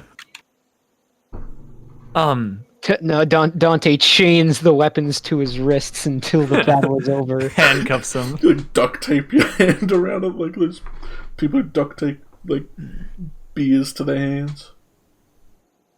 Oh. But as you guys begin to drive up, you begin to see that there is a like watchtower, sort of with these bright lights kind of shining out from the sides of it. With what basically are silhouetted figures, sort of the bright light shining out towards you, kind of over the top of it. As you guys slowly kind of pull up.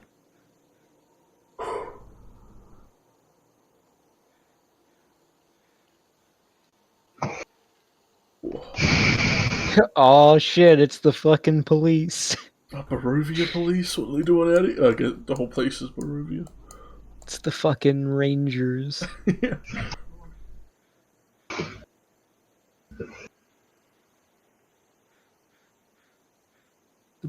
Is there anything any of you'd like to do or say before you guys make your actual approach to the gates?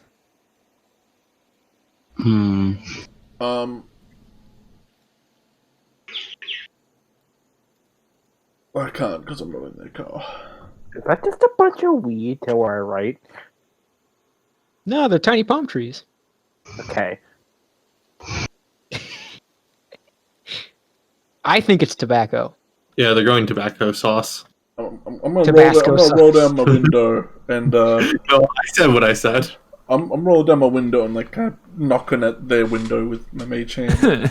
I'll roll down to ours. Yeah, Gale presses the button while Julian winds down the mechanical window. Yo, what up, dude? Yeah, I wave at you and like point up my head brain. Well, it's easier than shouting across cars.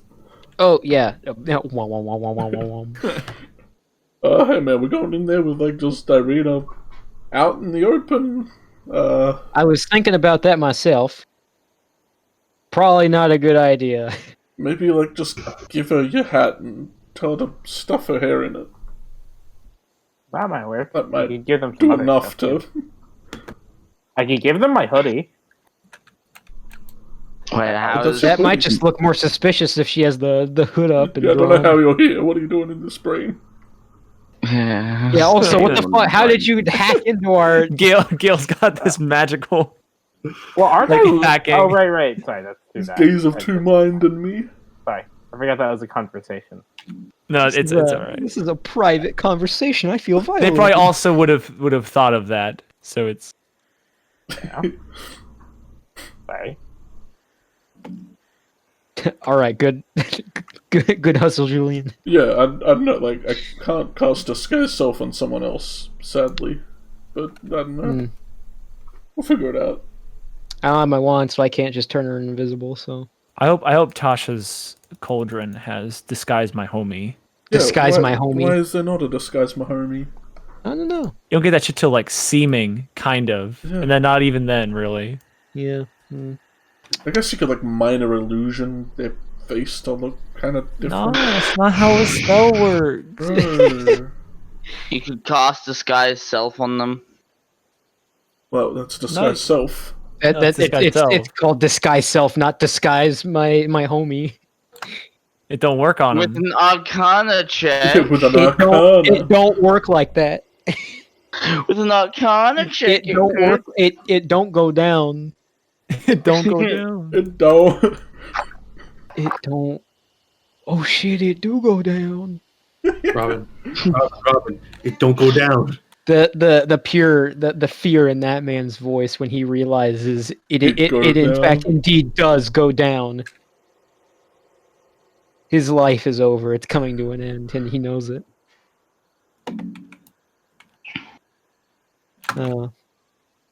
Well, yeah. Anyways, I guess I kind of pop off the hat and I hand it to her.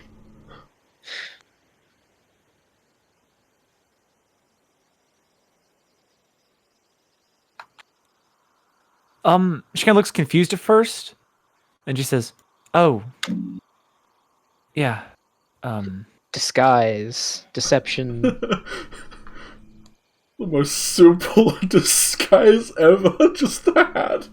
Just the hat. I guess if you're Just looking for do it someone like with long hair and they Sonny's. don't look like they have long hair, it's enough. Sometimes. Yeah, sometimes. At least from afar. I don't even multi-sided thing set up.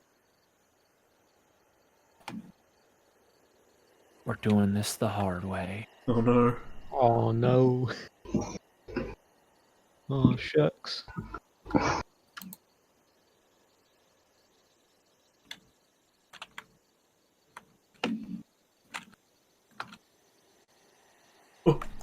Oh. They vanish. Oh. Perfect. Perfect disguise. Fuck yeah. Is that token new as of right now, or did you have that pre-prepared? No, that's new as of right now. I mean, a DM never reveals their secrets. She kind of puts on the hat. You see her cheeks kind of flush a little bit, and she says, "They'll never see this coming." Nope. Never. But isn't that the old Mayor Barovia's hat? No. No, I bought it. That's his coat. Oh, though. okay. Yeah, it's got the coat though. Yeah. It's still the coat though. She kind of takes the tip, kind of pulls it over her nose. Fakes like she's sleeping in the front seat. Miriam says, "Are you gonna say anything to him, or?" Oh, we did the mind thing. Oh, right. Yeah, I did She kind of want looks at Dante. anyone to hear. I just told him we should maybe hide Irina in case, well, a repeat of what happened last time happens. That is kind of like a funny point though that Miriam just made. There are so many times where we just stare at each other, not saying anything. Like I'm leaning out the window, like gesturing at you still. You guys have a secret language you made up. Yeah. It's all hands. We literally just had like the Fast and Furious moment Oh, what book where they series is look it? at each other. Is that 39 Clues? Where they just look at each other and have like entire conversations, and it's like they know each other pretty well, so they can talk just with their eyes. Yeah. Yeah, of course. I was in a D&D game I used to watch where like the fighter would just say, "I shoot the ranger a look that says this entire thing." It was just every time it got more complex and more complex.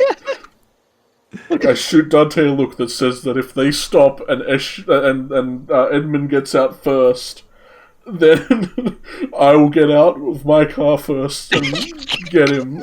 That's the look I portray. All right. Understood. Will do. This is real quick, just Copy going in that. here in case nobody's seen it. We don't need to dwell on it. You don't need to watch it right now. But just that's going to be there. Oh yeah.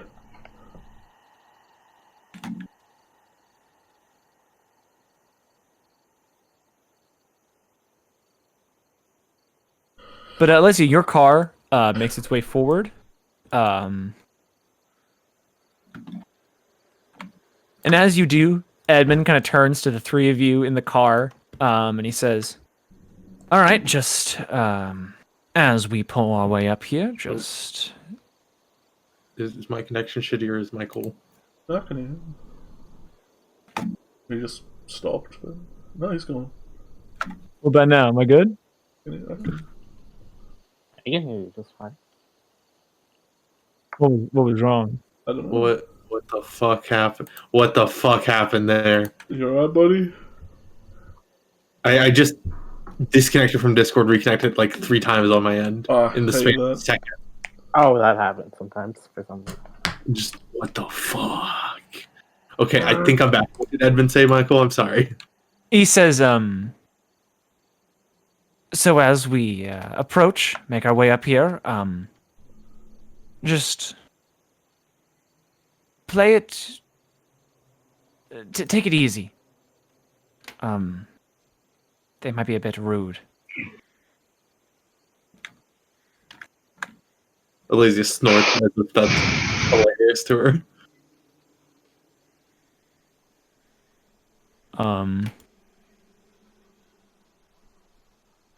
I was about to say, Voyage Lofus and the fucking cat got left behind. Yeah, dude, we did. Got fucking ditched.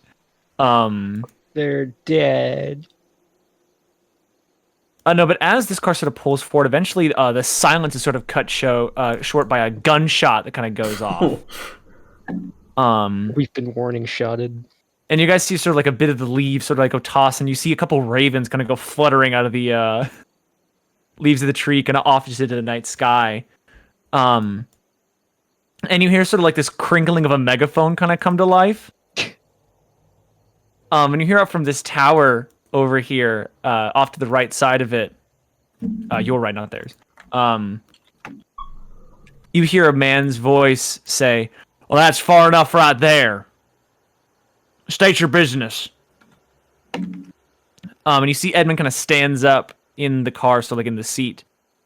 And he says, "Hello, my name is Edmund Woods. I'm from Valaki. I'm a good friend of the mayor, and I have a meeting with your mayor."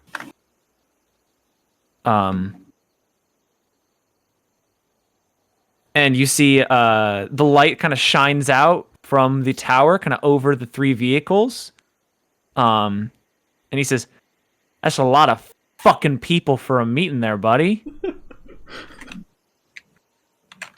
At which point Evan kind of clears his throat and says, "Yes, these are." Kind of looks over to Elysia, like kind of for help. We're here to clear the winery.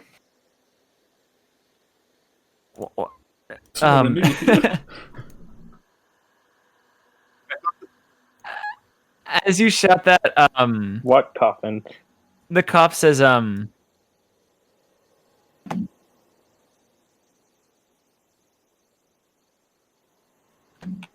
winery? The Wizard of Wines is the other way. You're in the wrong place." Great then. Lysia's gonna look back at the others and shrug, because that's what she thinks we're here to do. Heaven kind of just like call attention back to him. He says, There are several children in this van and the ambulance. I stumbled across them on my way to this town here, on my way to the meeting with the mayor, and I hope to find safe lodging, or at least refuge for them within the town of Kirklin here. See the lights kind of cast over all three vehicles again. And you hear a second megaphone kind of crackle to life. And you hear a figure next to that one who says, "Do all present parties and drivers have license and registration?" I look over at Gale. Dude, you know I'm not from this dimension. Well, I know that, but I don't have license and registration either. Can I look in the glove box? Oh, hey, doesn't Keith have a driver's license? Wait a minute. You have a driver's license. Yeah, I have an idea.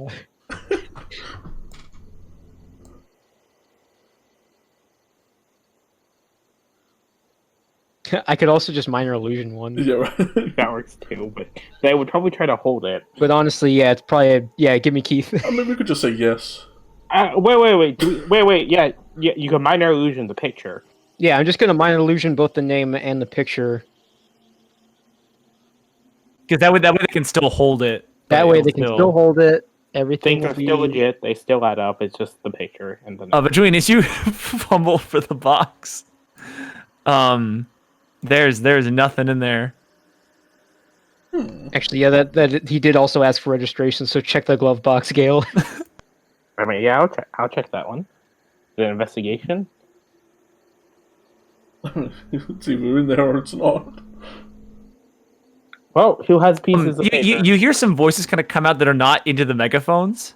And you hear the first voice say, "Ignore that. That doesn't matter here." Oh, well, never mind then. Thank God. Wait, was it that guy? No, it's this guy. Oh, okay. Um, Like, of course, he the one standing off by his own is the. and he says, "So you said you're from Valaki? Got a meeting with the mayor. Where the hell are all the kids from? How'd you find them?"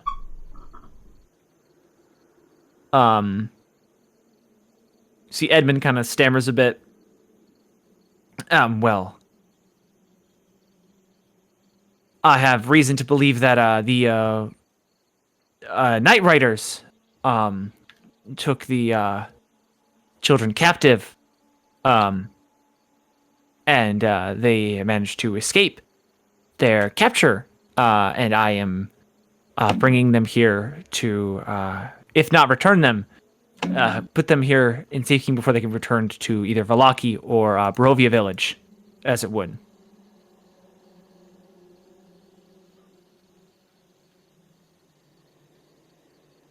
You hear some more voices that aren't directly into the megaphones. And then the first voice comes back up. And you see he kind of crackles to life. And then you hear like the megaphone get like pushed down by the second person. You hear more mumbling. And you hear like some like scuffling, like almost like a roughhousing almost. Are they fighting over this? And then the second voice, the older sounding voice, says, "We're gonna go ahead and we're gonna call the sheriff over here. This is an irregular situation," and then the megaphone gets tucked back. It says, "You're all gonna stand right where you fucking are, and you ain't gonna move an inch. We're gonna call the sheriff, and we're gonna get this shit sorted out and see whether I'm gonna let you in. Stay fucking put." I hope this one has a name. Please and thank you would be nice. Jeez. You hear some shuffling of like hands against ladder rungs. You hear more kind of like whirring to life of like the static of either a megaphone or a radio. Although you don't hear any other voices kind of over across the town on the megaphone. Hey, Mr. Sheriff! Would you please report to the front gate? Another one comes off in the distance. Hey, shut up!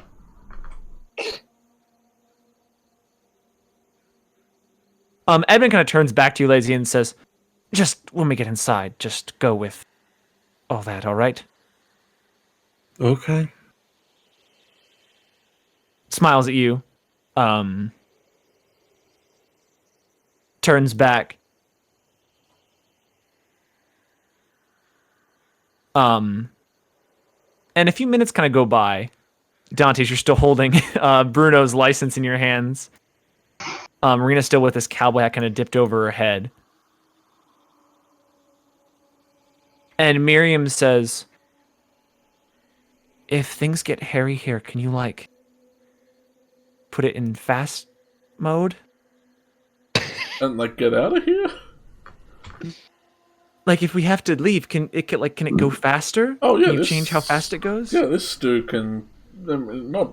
around corners not so well, but if we're just going, we can get out of here. She kind of nods a little nervously. Which reminds me, I lean over. If anything happens to us and you gotta get out of here, tell this car... I write down the command word.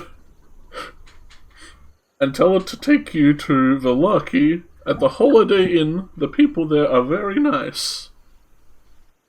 Anything happens, you go to them. The werewolves know to look for us there. Dale! I don't even think it's in the same car. Shatters the window with his head as he like yells at Gale. Yeah, I thought our windows were down when we were close to each other, so I could hear this. No, look at the map. My map has been my map has been lagging for the past few minutes, so I can't see shit. Then look at the stream. Fair enough. Strim. Emma says, "There's a Holiday Inn here." Yeah, right. Oh, dude, you would love the owners. They're so nice.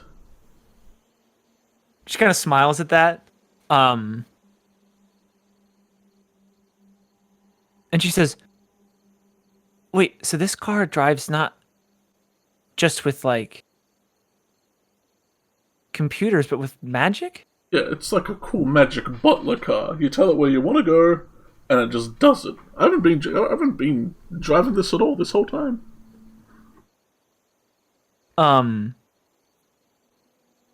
And you see she kind of, like, leans forward a little bit, and she says, Drovash? And you see all of a sudden the car kind of whirs to life and begins backing up, like almost into the ambulance. And she kind of looks at her and says, Avesh, she kind of like squints looking at the written down word. Julian, how do I stop it? Avesh. At which point, it comes to a halt right before we're sort of like just giving a little love tap to the ambulance, and you hear another gunshot go off from the tower, and a crackling on the megaphone that says, "What the fuck did I just say?" I'm gonna roll down the window quickly. More sort of like moving and crackling, and then a voice that comes across saying, "Please keep yourselves located and situated where you are. The sheriff will be here in just a minute." That's right, my foot slipped. I'm sorry. Go make a deception check, Julian.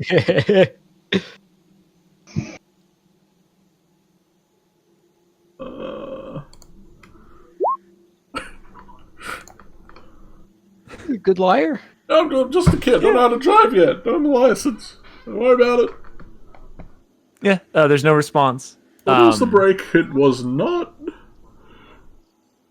After a little bit, you begin to see some sort of light kind of come through the wall itself, and you hear the sounds of a car sort of drive up along the street within.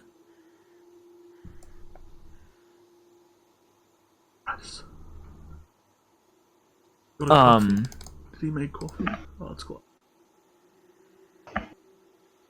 You hear again the sound of like hands against ladder rungs. And you see a third sort of silhouette up on the tower itself. The boy.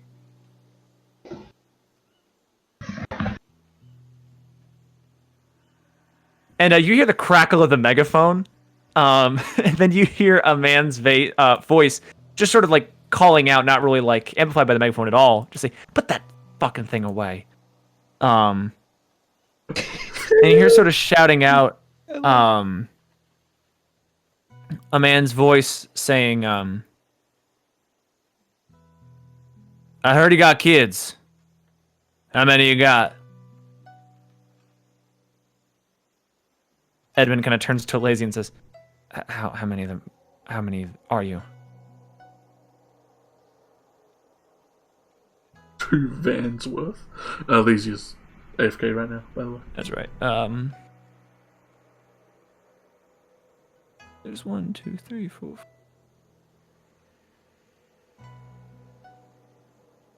Edmund calls back. 12.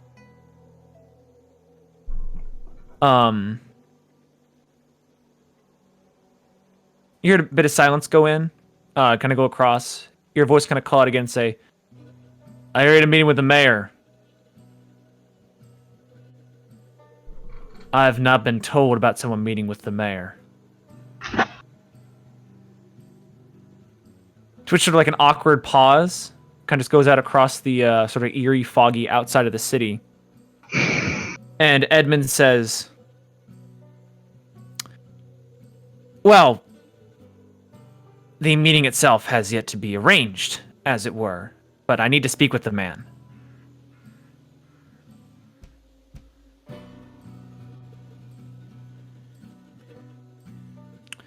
You see that the man, whoever the silhouette is, kind of like cast out of the lights, kind of like moves his head, kind of looking over all present parties. And he says,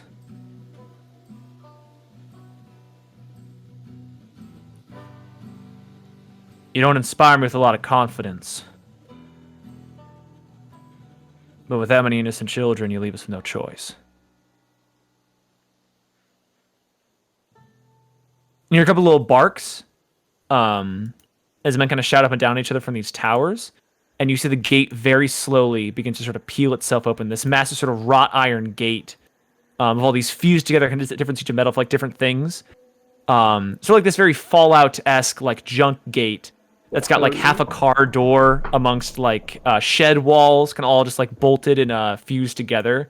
That slowly kind of makes its way free as Edmund kind of sits back down and turns the key in the car.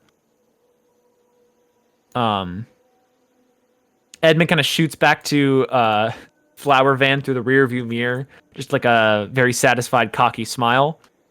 And then all like three vehicles begin to pull their way into the town. We were his ticket in. Yeah, I squint. Kind of give Miriam a look. Not only were we his ticket here, but we were the ticket in as well. Yeah, that's what I'm thinking. Wait, I'm didn't thinking, he? I'm he thinking said- he knew. He knew we wouldn't get in unless he had some lads with him. Julian, go make an actual insight check for me.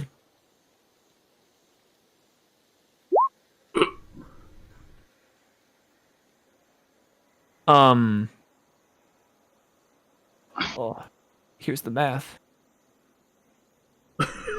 Julian, go ahead and roll again if you'd like. Yeah, with a 14.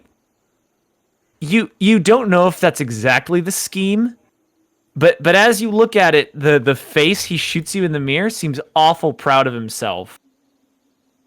Looking back at you as he kind of drives his way in, and as you kind of pick up the vibe of the situation, whether or not that was his intention, that's definitely what happened. You guys would have gotten in just fine, if not easier, without his presence, not the other way around. As his car sort of leads the way, slowly pulling into the town itself. Josh, follow. Yeah, the flower van kind of pulls in along.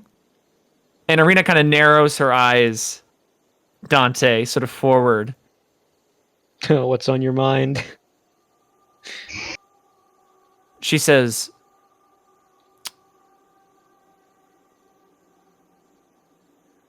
"I think I trust the town, but again," she kind of looks at Edmund's car with Lizzie in it. She says, "That played out weird." Yeah, I think we got played. Hey, if we get paid, so I ain't worried. As long as we still get paid though for that gas, I mean, I guess no harm, think it- no foul, I guess. Why didn't we just take the water money? Well, they have to. I assume they'll give it to us. I'm not there. Never mind.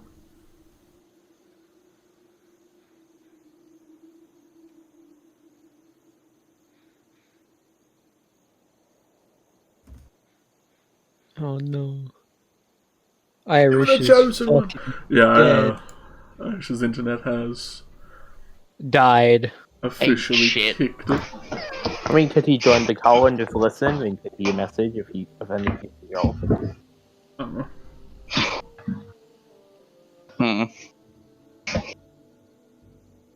That's something for you to ask him. We've been gone for 2.5 hours, though, so if we press on a little bit more, the train's coming. Train! I don't even hear Wait, it coming up. And there's a speed There was no bullet. wind up. It just happened. Wait, the map's gone. What the hell? Oh, Their train is outraged. It wants the map. It demands the map. There was a slight error with Oh. map. I forgot to- Textures, I forgot. textures failed the load. Yeah, the textures failed to load. You got like a sneak peek and then went back to the loading screen. There's a bit of pop in.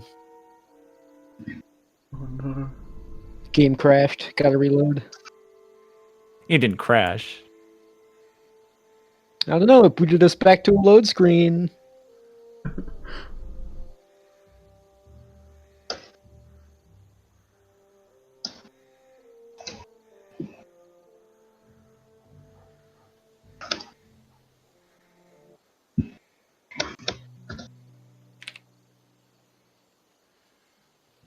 As you guys sort of drive in, you see this man, the sheriff, who's sort of this medium height guy with sort of like a bit of a bulkier build, kind of on top of what looks to have once been like a very thick layer of muscle. He's got kind of a receding hairline, a very dark washed hair, this little well trimmed goatee that has like sort of a thick mustache on the upper lip. That's got sort of like a little bit of gray hairs kind of hidden amongst the dark. He's wearing just sort of like a long button-up white shirt with a black tie and like the shoulder holster with his pistol sort of tucked away in his armpit and his badge flashed on his pocket. And he kind of like lowers the window of his sheriff's police car as sort of the vehicles you're all driving sort of pull up onto the road. And he says,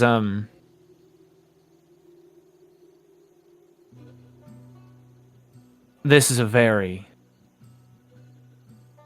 circumstantial event taking place here with all you here. So he looks over the three vehicles and he says, as of right now, I'm going to be taking you to the mayor directly himself, to the townhouse. Kind of points at the first car, which is Edmund's, and he says, you are not to go anywhere until directed otherwise by the mayor and myself. As for all the children, he's gonna look between the van and the ambulance. He says, we don't have a hotel here, or even a lot of room. I will personally try to be looking to somewhere for y'all to shack up while you're staying here. But for right now, just stick to the inner city and try not to get lost.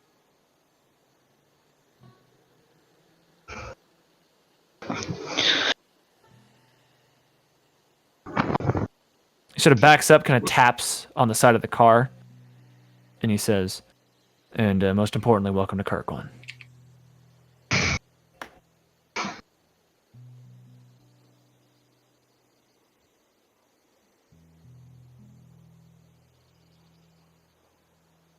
And you guys drive into the town of Kirklin. We made it, boys. Finally. We made it. From Barovia village to Kirklin. Yeah. Nothing could take that hellhole. Got another hot dog stand? Or something? This place looks nice.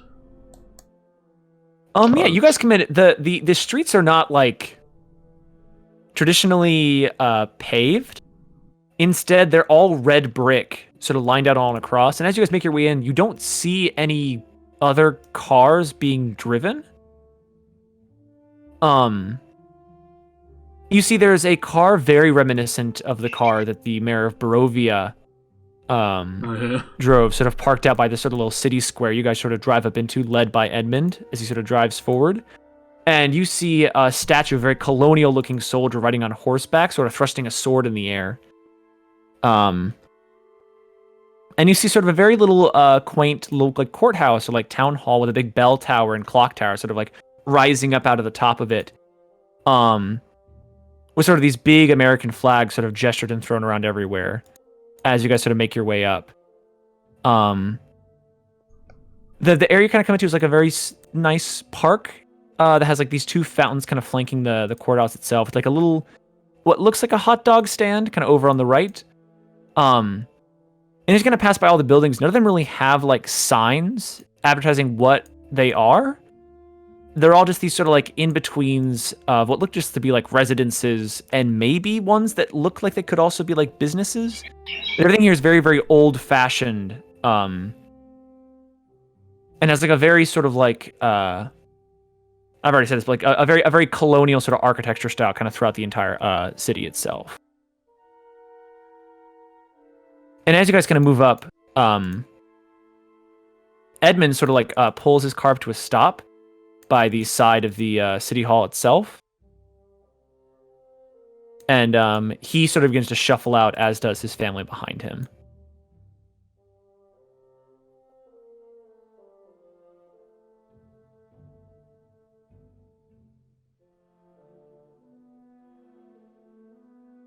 What do you all do? Well, if they're stopped, we're stopped. Yeah, Yeah, I don't see it. scuttle out. Yeah. Tire tag. I'll quickly pat myself down to see if I still have the paperwork for the coffin where it's meant to be delivered. Well, I remember Kirklin. Thinking about. You see that you do not have the paperwork. It was on the coffin, or at least it was on the box the coffin was being carried in. Julian took a picture of that. Oh, it's Julian. Okay. Random question: how old do I think the quote unquote daughter is? I don't really Just like believe 20-something. that. She looks like early 20s. But You What? could be persuaded as you kind of like squint at her that maybe she's like a kind of really mature looking 19-year-old. and how old is Julian? We're all like 15. Yeah. I guess that's normal enough. I don't know. Gil just kind of found that kind of weird. Dude, I'm good looking. Don't worry. Julian, you took a picture of the paperwork where I need to deliver the coffin, and since I made a new one, might as well deliver it. I pull out my phone and look through. Do I still have the picture? Did I take a picture? Did you? I have no idea. I thought you did, because he said you looked at the paperwork and would note it down. Well, I did note it down. It's Corquill Court 97045. Hmm. Yeah, I take notes. Yeah. Yeah, it'll hand you the ink flail. Cool. Thanks. Doesn't need it. You want like help Angela. delivering that? It did have like a trap set up. Yeah. Alright. Well, we'll wait until we told things. I don't think they just want us running off and...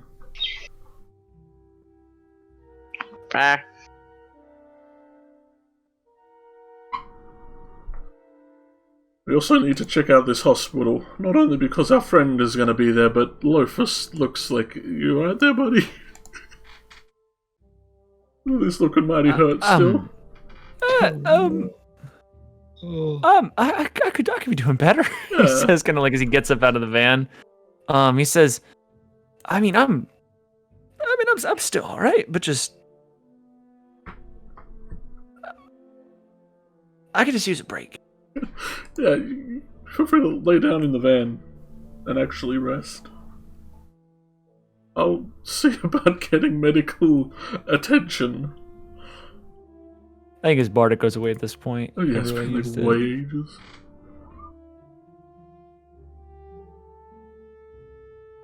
Actually, it's probably been long enough for a Short rest anyway. a short rest for the boy, so I'll go and roll him. Can I give him a song of rest as well? Yeah, you can roll a d6 for me. Oh yeah. Oh. Wow. I think he's gonna need that. Yeah. He's looking better. He's still seen better days. Funnily enough, actually, from where you are right now, there are two things you can see definitely from pretty much anywhere in town, and one of those is the hospital. Not again. The way that Kirklin is sort of set Not up, again. you see that there is a massive hill, so just like in the middle of the walled town, sort of like off towards like the northernmost part, where you see kind of beyond that, the sort of landscape of Rovia, kind of like miles and miles from here, kind of goes up into these mountains, but still towards it, there's a very, very large hill in the town, at the top of which is a building that, like, as you look at it, simply must be the St. Markovia Hospital you've heard about. There is also in the town, you can see, just a little bit kind of glimpsing over some of the buildings, you see that there is a Ferris wheel. So it just peeks out of the top of a lot of the buildings in here.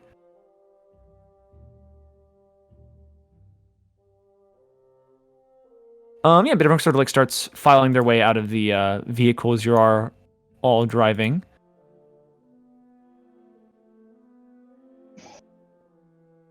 What would you all like to do? We were told to wait, weren't we? Or like, please wait.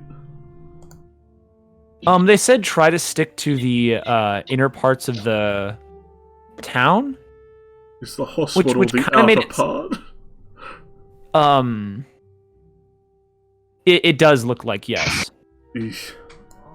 But they also, it looks like they haven't put anybody here to like watch you. So although they told you not to do so, you could just walk or drive, albeit just up to where that is.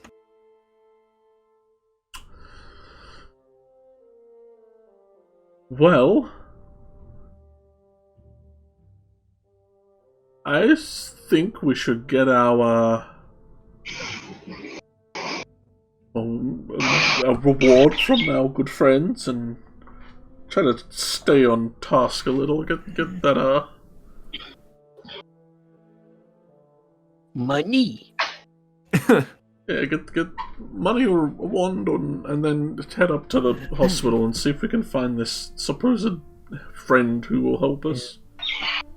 But alongside that, who the fuck is that? What the fuck is that statue? He's got a fucking horse. Yeah, horse and he's got this sword drawn. It sounds familiar, but I'm not sure how many statues there are of colonial men on horses with their swords drawn. Roosevelt. Yeah, the first thing I thought was Teddy. I will sidle on past everyone then. We're here.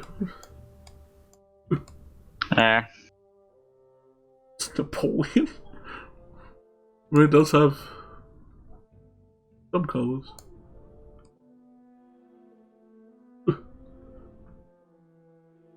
Scuttle around onto the pathway.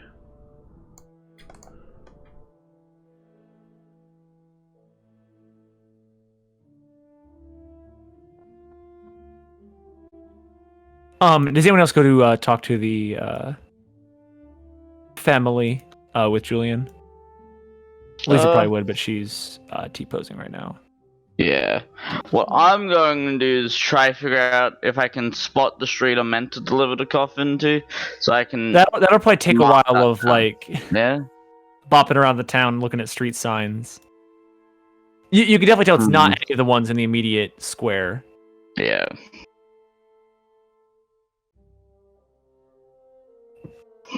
Fuck it, as much as Yodel has no reason to accompany to deal with these fuckwads, he will. Fuckwads. Okay. As you all kind of approach, Emma sort of strides forward and says, "Well, see, that all went rather smoothly." Yeah, it did. Miriam kind of shares your disposition, and the guy kind of gives you just like a knowing smile.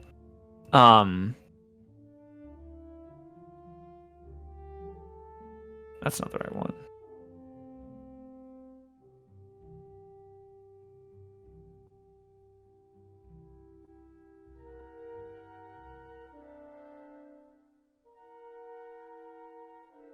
And he sort of looks at you and he says, I am, however, a man of my word, so I believe this is owed to you. And he pulls out of his sort of lapel again this sort of wad of cash, and he firmly places it into your hand, Julian. And you count out $50. Oh, 50 schmackers. That's a lot of pistol ammo. It's alright. Definitely isn't like handful. Unless it's all ones. Looking at it, it's all 5s. Okay. It's an alright handful then. He made it look bigger the first time he flashed it. I'm a small... Yeah, he pulled out more. Sneaky bastard. And he says, and now I, one way or the other, have my meeting with the mayor, and all of you are safely arrived in the village of Kirklin. That's all's well that ends well, I guess. Can't be mad.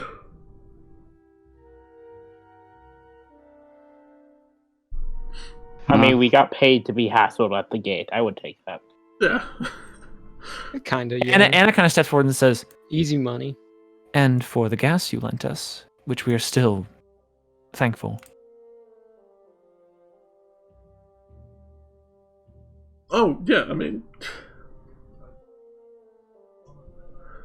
If it was me, that would be part of my plan anyway, but...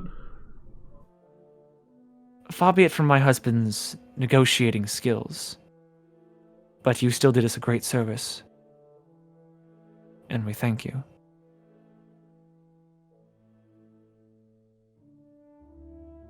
Well, everyone's safe. That's what means the most right now.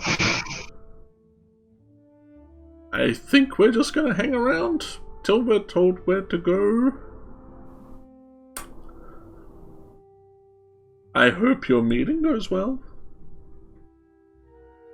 Anna kind of steps forward and says, if you'd like, we are delivering you to this town, at least as somewhat temporary guardians. If you'd like to wait with us for the mayor, we would consent to that. Like, go talk to the mayor with you guys, or just stand She around? nods. I don't. Do we have any reason to go talk to the mayor? Look back at the others. Miriam says, our last few interactions with mayors haven't exactly left a good taste in my mouth. It could help. We could get information on the town that we need. Anna says, mostly, I think it would just be beneficial if we could find a place for you all to stay. Yeah, you know what? I can't really argue with any of this. It's better to at least find out how sane the mayor is before we commit to staying around. Yeah. Then as you will, we will be staying here for quite some time until the mayor comes and retrieves us. It's a beautiful place to wait, she says, kind of gesturing around to the little town square here.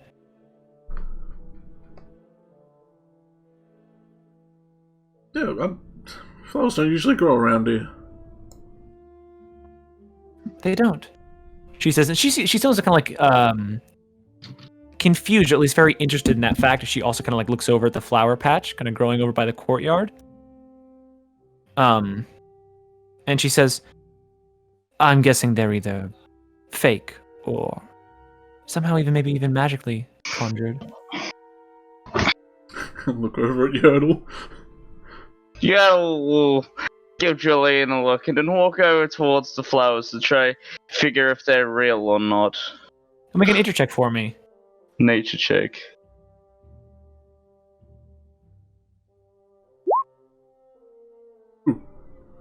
Fucking, they seem real.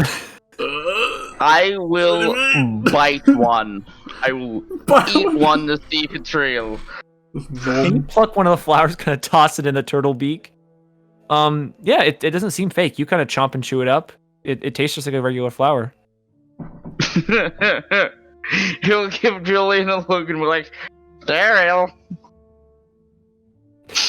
Well, You see alright. at this point, one of the police officers kind of flaking the edge to this room kind of like comes up. He says, could you please refrain from eating from the flower beds? Recedes into the forest. Maybe. Like Homer Simpson, just like fades away into the tree. Just says maybe, fades away into the trees. Kind of looks over to the three of you, like as if for help. I just meant to give you a look like maybe there's another nature boy in this town we could keep an eye on. Didn't mean for you to eat a flower, but he'll put it back, don't worry. We'll get him to... he can... How many more flowers will I have to grow as a replacement? Gale, Anna kind of One. says to you, One. we are, of course, in the farthest corner of Barovia. Perhaps things just grow better here. Maybe. I don't know why, but that makes me even more suspicious of them. Officer, who grew the flowers? Who grew the flowers? Yes. You heard him. Well, the mayor's wife does a fair bit of gardening herself, but they do employ a gardener. I suppose they would have had a hand in the kind of gestures to the flowers, as if he can't find the word. Where does this gardener reside? I don't know their personal address, but they are often in and about the state house. Kind of gestures to the big courthouse behind.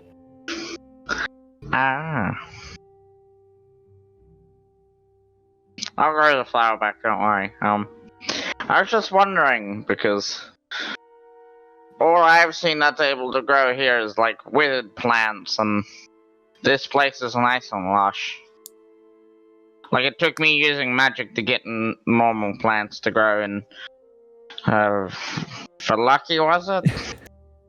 You seem to lose this guy pretty quick, and he says, please just don't eat any more of the plants. I won't.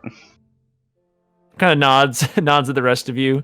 Gives like a very fervent nod, almost like a bow to these three, and then just kind of makes his way back towards the door. While he's walking away, can I mage hand pick one of the purple ones? Oh yeah, absolutely. Make a sleight of hand check with advantage. Snaked it. As he does that, could I quickly try and make a new flower grow to make it look like it never happened? Hide the evidence? Yeah, you sort of pop a That's druid all. craft or two, replace both that flower Yeah. and the one that you ate. Yeah.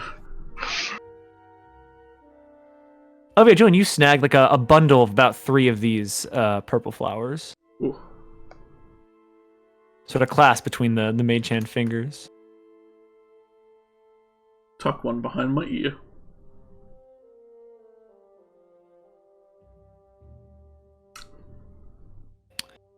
Dante, is there anything you want to do?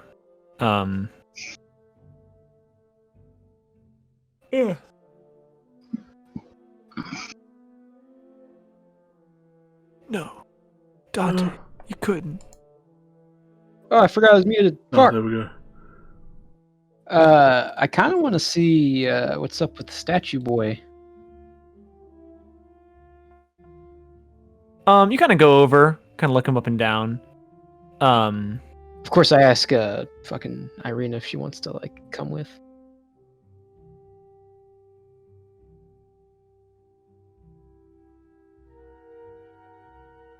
Maybe go the long way and not past the people, just in case.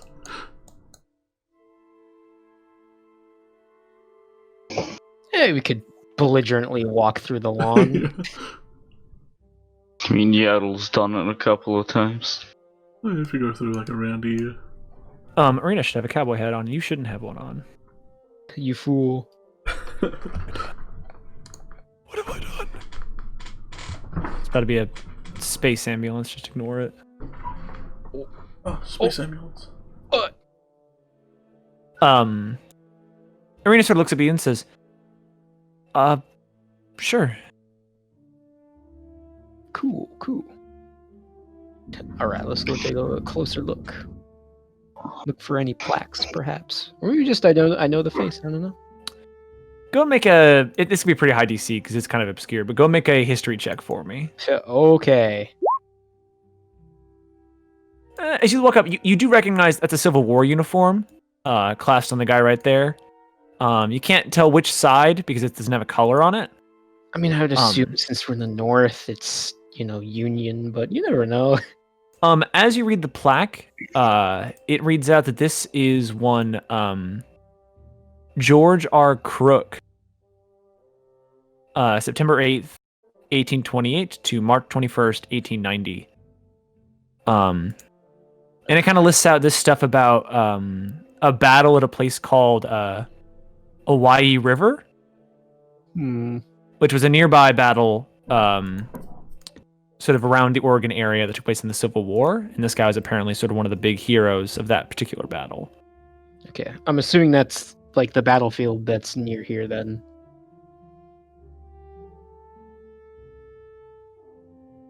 That one might be a lot more recent, if it's still like the remnants of a battlefield. The one. Yeah, Dante, you would know that battlefield is the battle that Strahd fought in during the War of Awakening. Okay. That was in like the last 50 years. Which is how you even knew who Strahd was. All right. That was the Battle of Argynvost, is what it was called. All right, well, I guess there's two battlefields here then.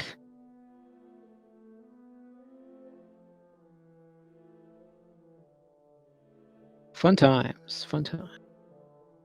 Irina kind of looks down and says, I don't know a lot about the Civil War.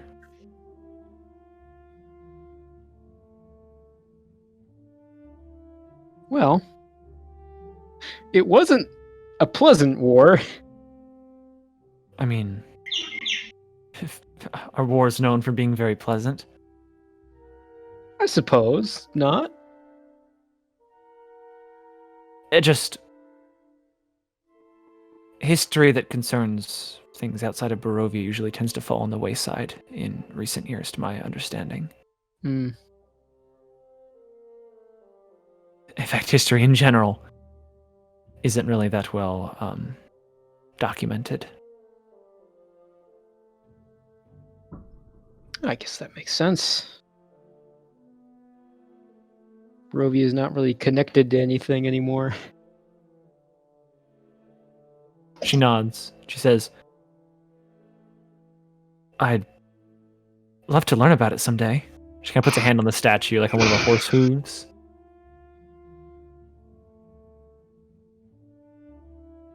Well, I know quite a bit. At least about good old American history, that is. She kind of chuckles.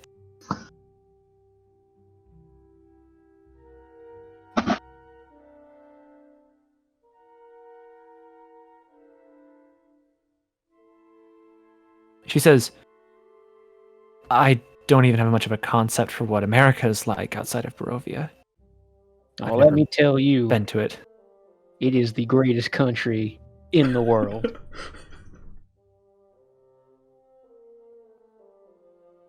And as you sort of begin, sort of just really laying it on thick, about America,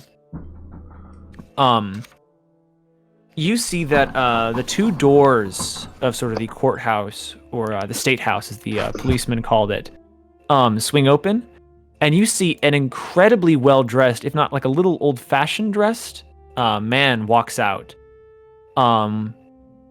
dark skin. He looks like he might be bald beneath a bowler hat. And he's got on sort of this black suit coat and a bright red tie as he kind of strides his way out. And you see following behind him, there is a woman who wears sort of this bright green gown and this big, like, green old-fashioned hat. And the two of them sort of stride out of the doors and kind of make their way out into the actual court itself.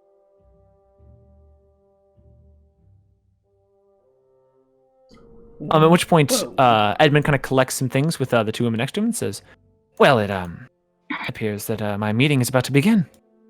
Kind of looks like raised eyebrows to Julian, Miriam, and Gale and says, are you to be joining me in my family? I mean, do you want us there to hear your meeting? Like, isn't that... I mean, There's no reason it can't be our meeting. You're not just using us to get in more, are you? He kind of holds up his hand and says, I mean, we're already in. I can also assure you that my meeting is of actual importance. Alright. The mayor is kind of gesturing over to the man who's kind of striding his way towards the center, towards Dante and Arena. He says, his son died a short while ago. I'm here to offer the mayor's condolences. I don't want to be here when you get shot. I look back at the picture I have of the coffin that was ordered. Kind of just grimace a little. How long ago? Within the last week or two.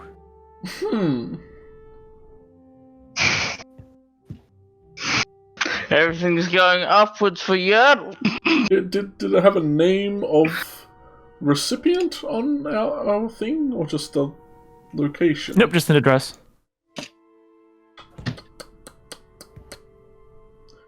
Well, tuck my phone in my pocket. Yeah, I guess some of us will accompany you in there.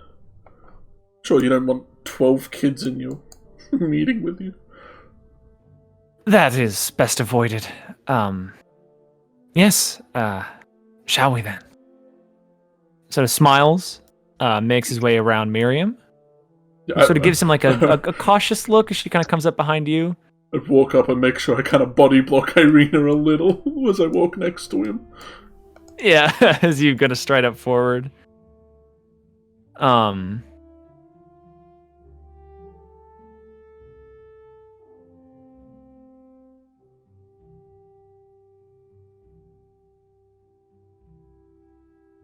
Julian, should I go deliver the coffin as you go into the meeting? And if you find the place unnecessary, if it seems okay, I guess, but I don't know, don't do anything drastic alone. I won't. When have I ever? Don't say growing those flowers as much as it nearly killed me. I nearly killed you? Yep, don't expend the weave, or it'll expend you. The grove never mind. Yeah, Miriam says, weave? Yertle? And then you just Yertle walk off. Yeah, just back towards the coffin. Disappears through the trees again. Yeah, just vanishes again into the bushes. Dante, do you and Arena go with Julian and Miriam into the meeting? I guess I'll ask her if she wants to go.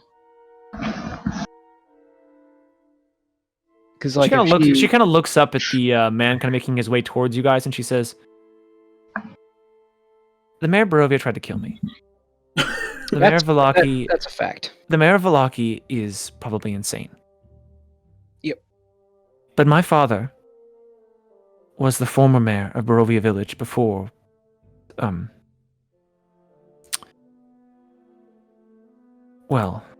before he died.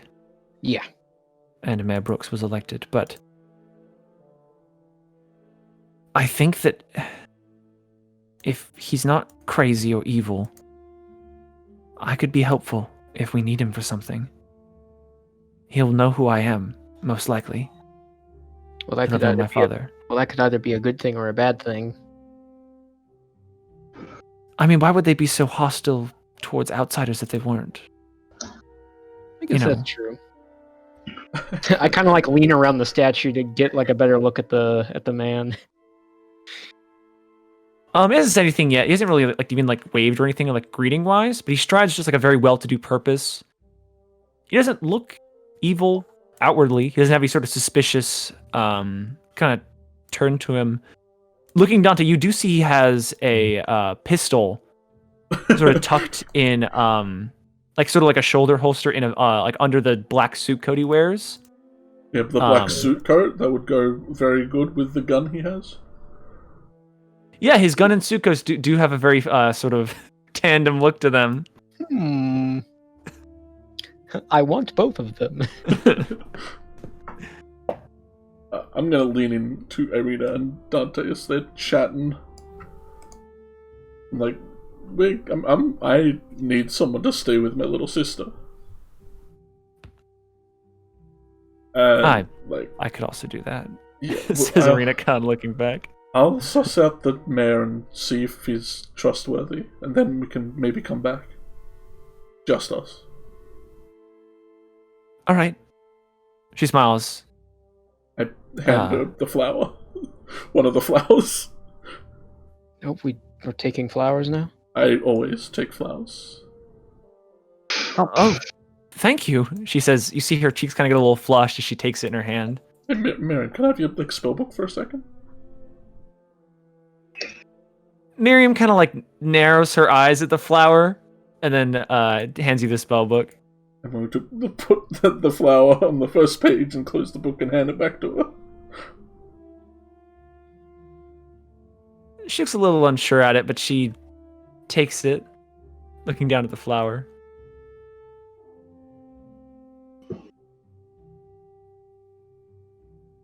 Well, now whenever you go to cast a spell, you'll think of me. You see her cheeks kind of go a little flushed. At which point, the mayor fully makes his way sort of up onto this little pedestal over to Edmund, who strides over to meet him. Gale, is it your intention to follow with the assembled gang to go to the meeting?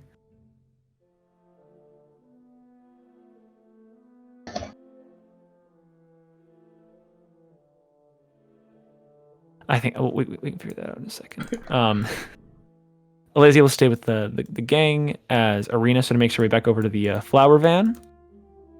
And as the party sort of begins to make their way towards what they're going to be doing, we'll go and end this session of Spellbound and the Curse of Strahd. Wow.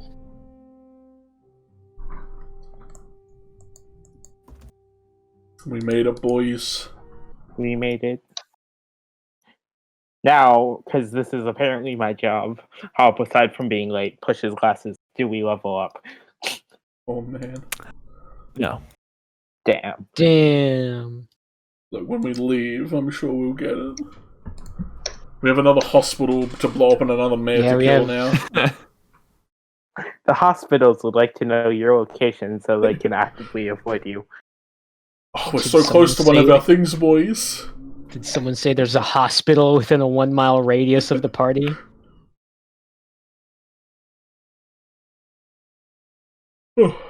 How's that? 3 hours? That's nice. Damn, that last like 10 minutes felt like ages. Yeah, those first 2 hours just really Yeah. sort of went for it, and then that last 10 minutes just. Those two cops are. Hey, was there any candy while I was walking around? Candy on the horse? Oh, you weren't checking. You weren't checking. Next week, I'm gonna make a note. You gotta go back. Gotta look for Cambies. I am going into the mayor's office, which is usually Cambies. Cambies. Cambies. Imbiamba. Imbiamba. I am really genuinely trying to think of things that the candies could be like traded in for that'd be really fun. Just like once you reach, you don't trade them in. Just like once you reach this milestone, you get like a thing. Because I like seeing the big number. Well, yeah. That's how it work. But like at 10 it unlocks X. it'd be like 20 it every unlocks. 10, you get to pick out of like a list of unlocks. And then after that, it's only like at 20 you get to pick another unlock and that kind of thing. Unlock a new character slot. New character slot.